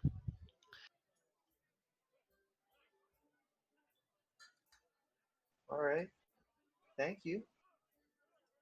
I head in that general direction. So as you approach, you see a group of 3 men playing cards of various ages. One very young, like not even like growing beard age yet, like probably like 15, 14 years old. But he's got like this hard look to him. And then there's a middle-aged man, and then this older gray skin, just kind of rugged. He's got like some poxmark scarring, and the old man has like this kind of hacking cough every once in a while that he just can't seem to shake away. And as he plays the cards, and they kind of look up when you come around and then go back to playing their cards, kind of ignoring you. Excuse me, I hate to intrude. Would anyone be interested in uh, performing duties as a ship's medic? They kind of pause their game and look up at you. They give you this look over. You're dressed in your fine dancer's costume, and the old man kind of coughs a little. You playing some kind of joke? No, no, not at all. I am here on behalf of my crew. Um, the rest are out and about. I'm merely a passenger on the ship, but I'm a little bit more eloquent in speech than some of them. So while they're briefing the rest of the crew, they thought it would be best if I came in uh, and talk to you all and see if anyone is interested.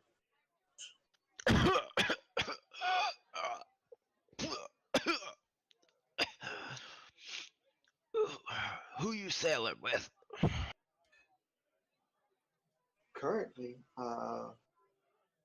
we we're going to be sailing under a secondary vessel for Captain Left Hand Jack.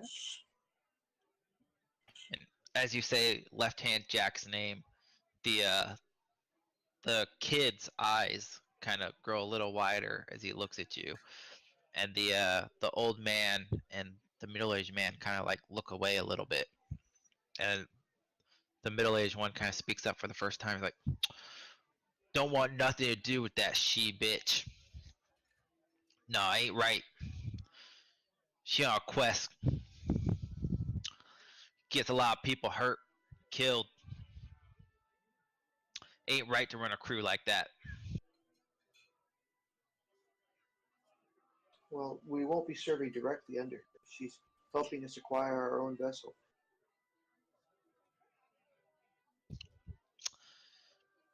Nah, you ain't gonna find nothing here. And the middle-aged man, he puts down his cards and he just kind of walks away. And then the older gentleman kind of looks at you.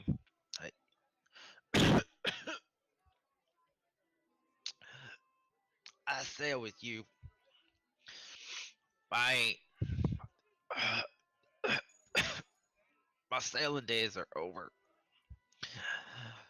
I ain't got long. Came That in. is unfortunate. Barely survived my last voyage. Fucking plague ship. Oh, you were on the Black Swan. That's right. I heard about that. That is very unfortunate.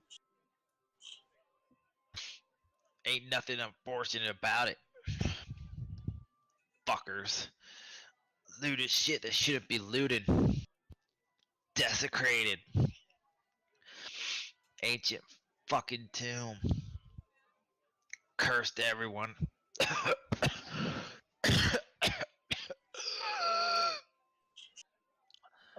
I'm lucky I don't even got the plague. I recovered, but the damage is done. I ain't gonna make it. It's unfortunate. He kind of gestures to the kid. He's like, my boy here, he could take care of you. And the young boy kind of looks over and he shakes his head. He's like, I'm not leaving you. I'm not. You need me now more than you've ever needed me. He coughs some more. He's like, boy, once I'm gone, you ain't gonna have much here. You shack up with Left Hand Jack. She take care of you. And the kid kind of starts crying a little bit. And he kind of looks at you. He kind of nods his head. He's like choking through kind of like this sobbing tear, but he gets like this hard. He kind of bites down on his mouth again. He's like, I could be your medic. Well, how about I propose this? Since you don't want to leave your father behind, we'll pay you as ship's medic. He can come along as a passenger if he doesn't mind a funeral out on the ether. The old man kind of looks at you. This look of gratitude comes over his face, and he nods through like a coughing fit, and then he's like, "Aye, that'd do. That would do." I think this shouldn't be too big of a problem, and I'm certain the rest of the crew will agree. The seniors among them. As far as your wage as a medic, I understand that you're fairly new to this, based on the discussion we've just had. Being you're his son, you have a fair starting wage to be for yourself. My boy here, I've trained him to take care of all manners, sickness. He don't shy away from nothing. He may not be blessed by an aspect, but he good at the healing arts. He been sailing longer than he been walking.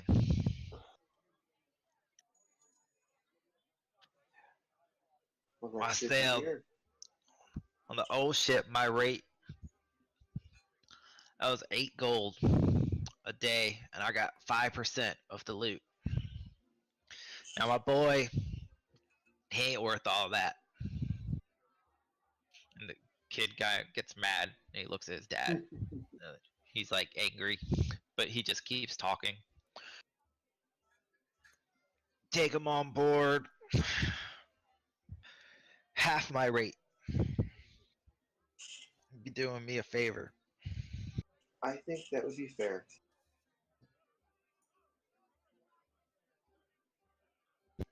And he kind of looks over at his kid, and he's like, don't just stare at me, boy. Shake the lady's hand. He kind of reaches out a hand. He's very quiet still, but very serious face to try to shake your hand to agree to the deal. I shake his hands. And what would your name be? Liam, All right, Liam. Welcome aboard, and welcome to our honored guest. call me Sam. All right, Sam. For as long as I'm with you. Ain't gonna be that long, though. All right. Thanks, giving me the honor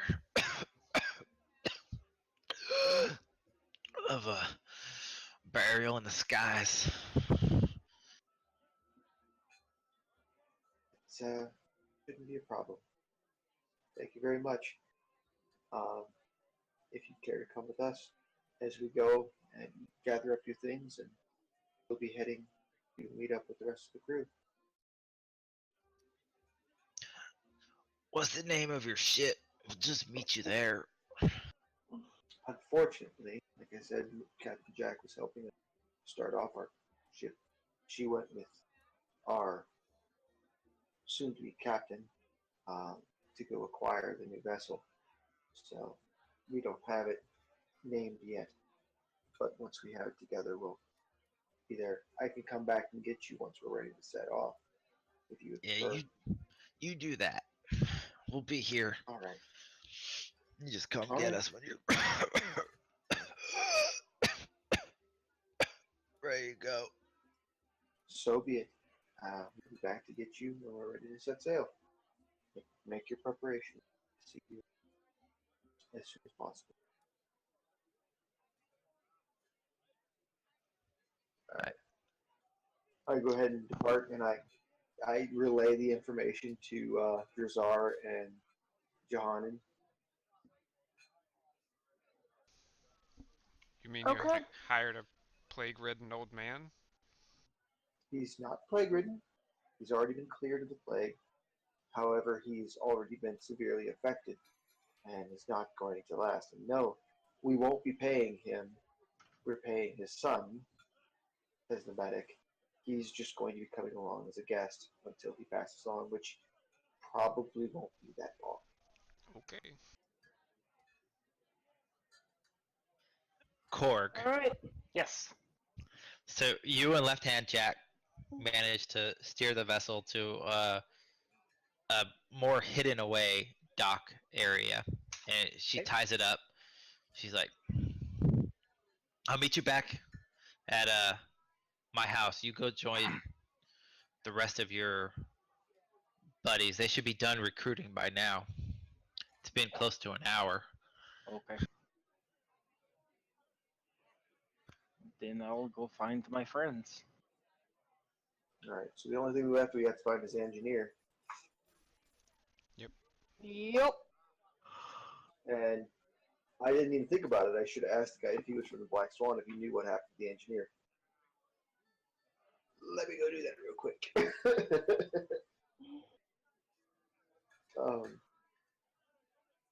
I go back in and I go up to Sam. I was like, I'm sorry, I hate to bother you again so quickly, but Black Swan, is the engineer from that ship still around, or did he suffer from the plague as well?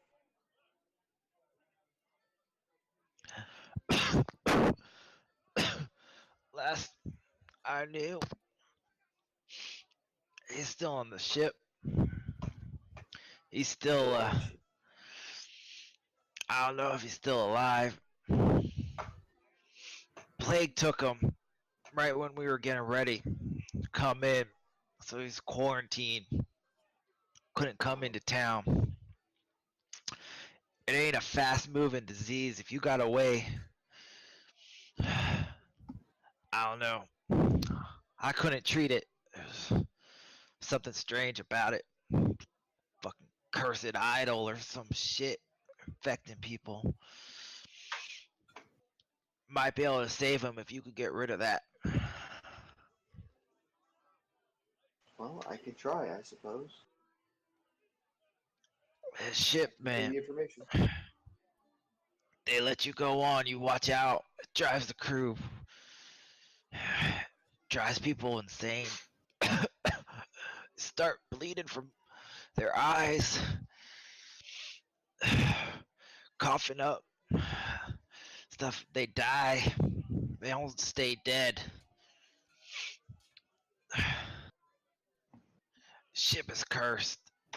You be careful. Thank you. Thank you for the heads up. I will definitely do that if we end up going that route. I appreciate the information, and we'll see you again as soon as we're ready to depart. All right, I'm gonna go back out and Stay safe. okay. We have a slight issue.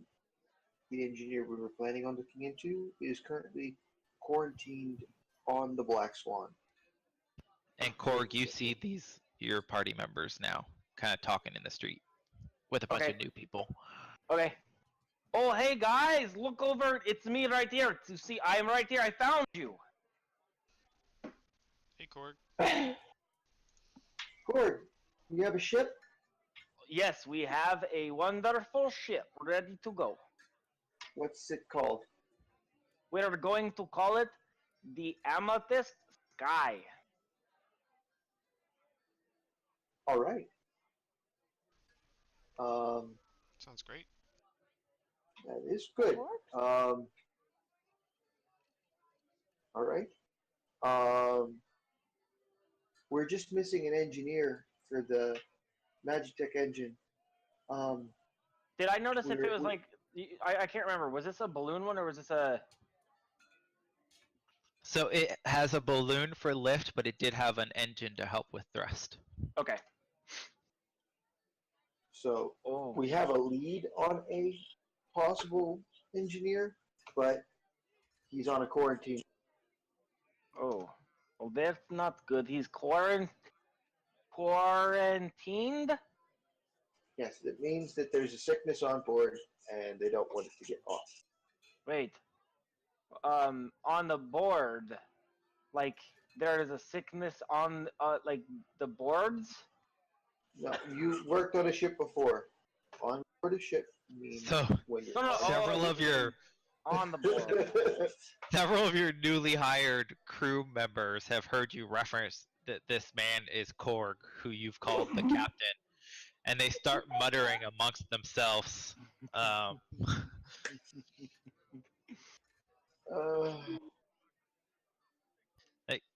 And one of the female deckhands you hired comes up. She's like, "Is this the fucking captain?"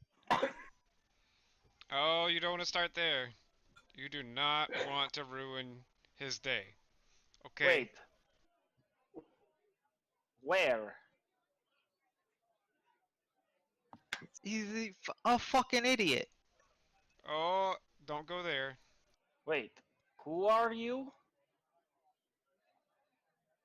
She kind of like struts up to you, like, "Name's Jace. Who the fuck are you?" Wait. Why is this person talking to me right now? "You the captain of the ship?" Wait. I am not a captain of a ship right now. Cord, language They- barrier again. Language barrier. Oh. They all You're not look around. on the ship right now. Right. On the ship. I see what you mean. The crew begins muttering amongst themselves some more. Looks of concern crossing their face, having second doubts about possibly hiring on with you.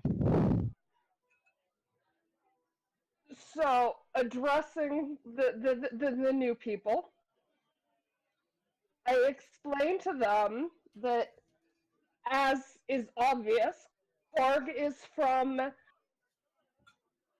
a little known area and he is still struggling with the Empire's tongue. So he gets a little confused sometimes. And that is why why he has the helmsman and the first mate that he does, because we are able to work with him in his language. But that he is quite qualified and will make an excellent captain. And can I use inspiration to do what does inspiration do for me? It lets you roll with advantage.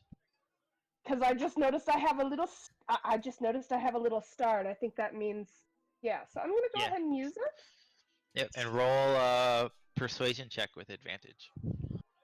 Persuasion with advantage.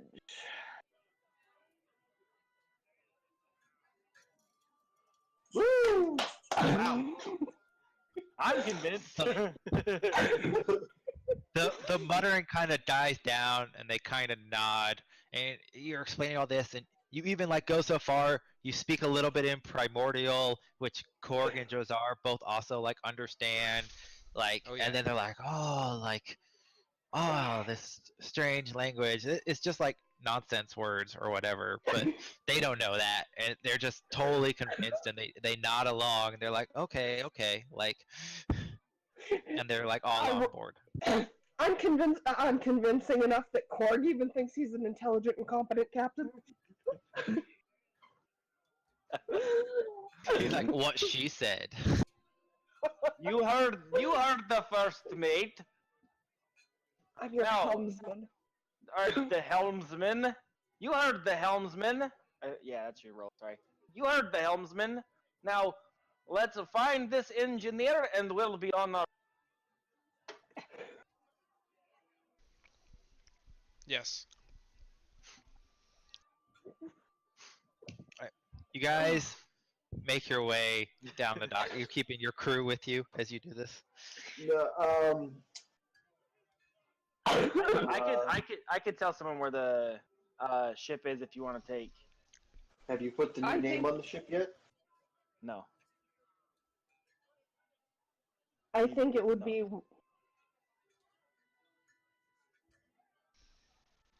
Was Jack going to take care of that when you separated, or do we stop? How about we take the crew and get it fitted for sailing? Yeah. Drazar, do you know Lesser Restoration? Negative. I do. Alright. That's good news, actually. I've been fearing that the whole time. I'm gonna have to be the one that tries to get this guy taken care of.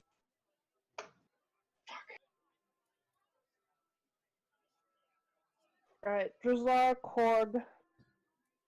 You guys go to the ship with the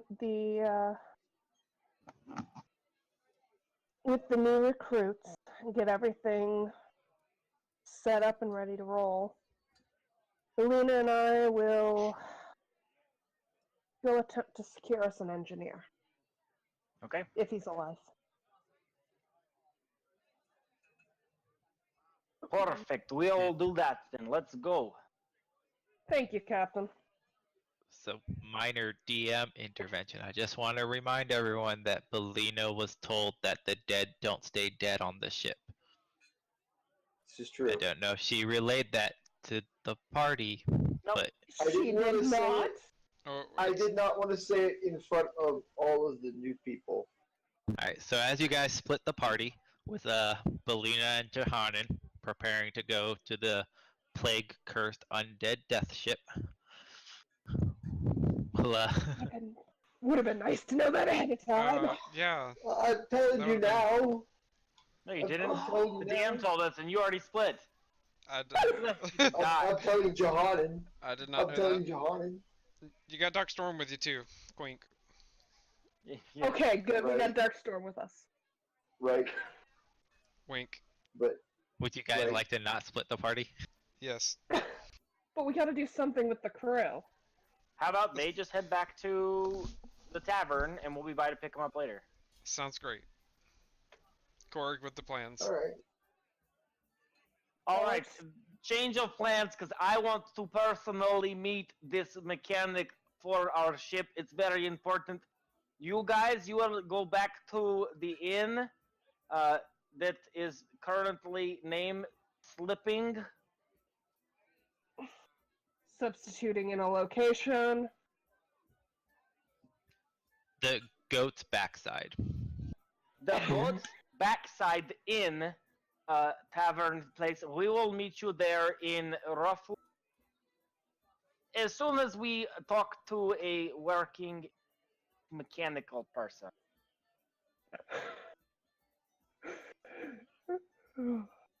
So they agree and they head on their way to the tavern. Perfect. You guys head down the dock, and eventually, as you get further and further away from the hustle and bustle of the main area, you see this large vessel drifting out away from the docks, kind of just hovering off by itself. And there's a contingent of city guards.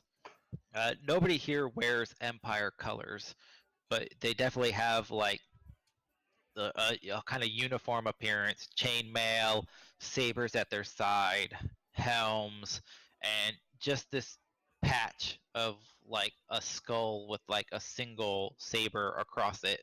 As you approach, one of them walks out. Is like, oh, hold up! No one goes past here. Ship back there. It's a quarantine, carrying the plague. There were a lot of really big words in what you just said, but what I heard was go right ahead. No, no, go right ahead. No going ahead. Stop right there. All right, stopping right here. Why are we stopping though? That ship back there, no one's allowed on or off it. Oh, For how long? Well, until either the plague ends or we burn the whole thing to ash. What But if how will you know if the plague is ended if it's out there? what if we end the plague? how? Yes. How about we end the plague for you?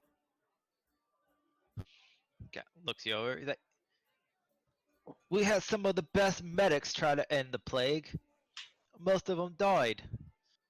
Yeah. See, we won't be using medicine to end the plague. We If also you know what I mean, winked, winked. we also won't be using dying. Because that doesn't That's seem to be my effective. die move. To follow up with Korg.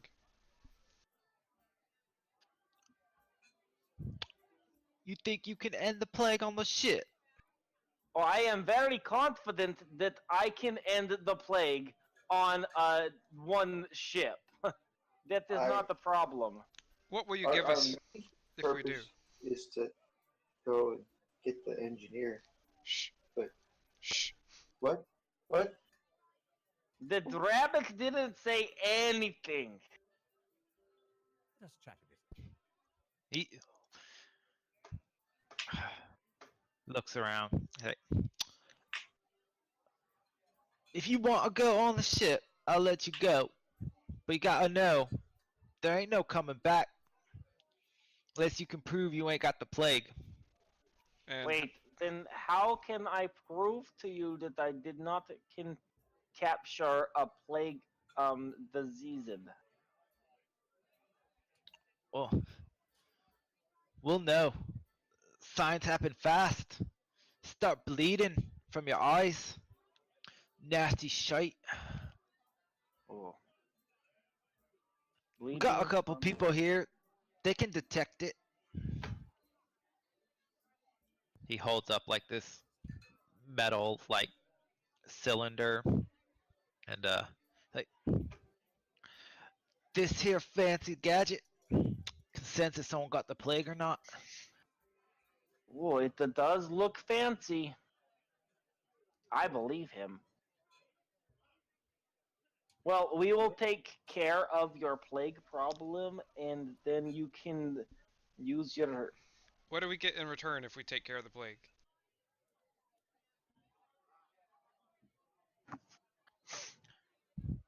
Why do I care? We get the ship. You want the ship. Yeah.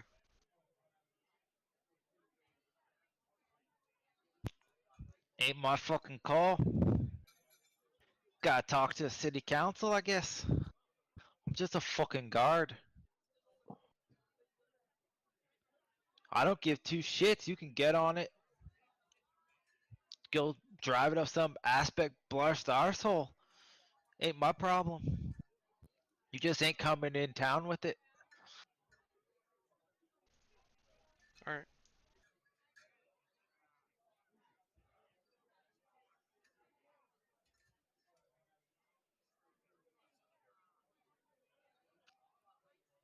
Yes, you want to get on the ship.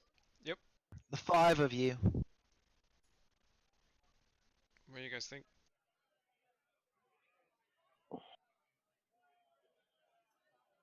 Needs to happen. We can take care of it. I think that we are more than capable of handling little.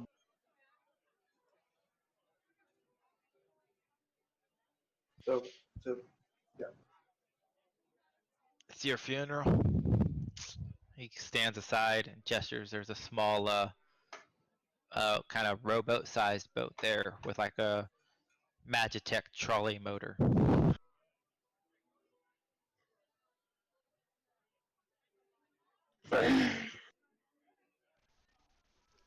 Okay, let's get on the plague ship. Yes. And Yes, we're as going you to the guys plague ship. get on the rowboat sized Aether Sky vessel, we will draw to a close for today.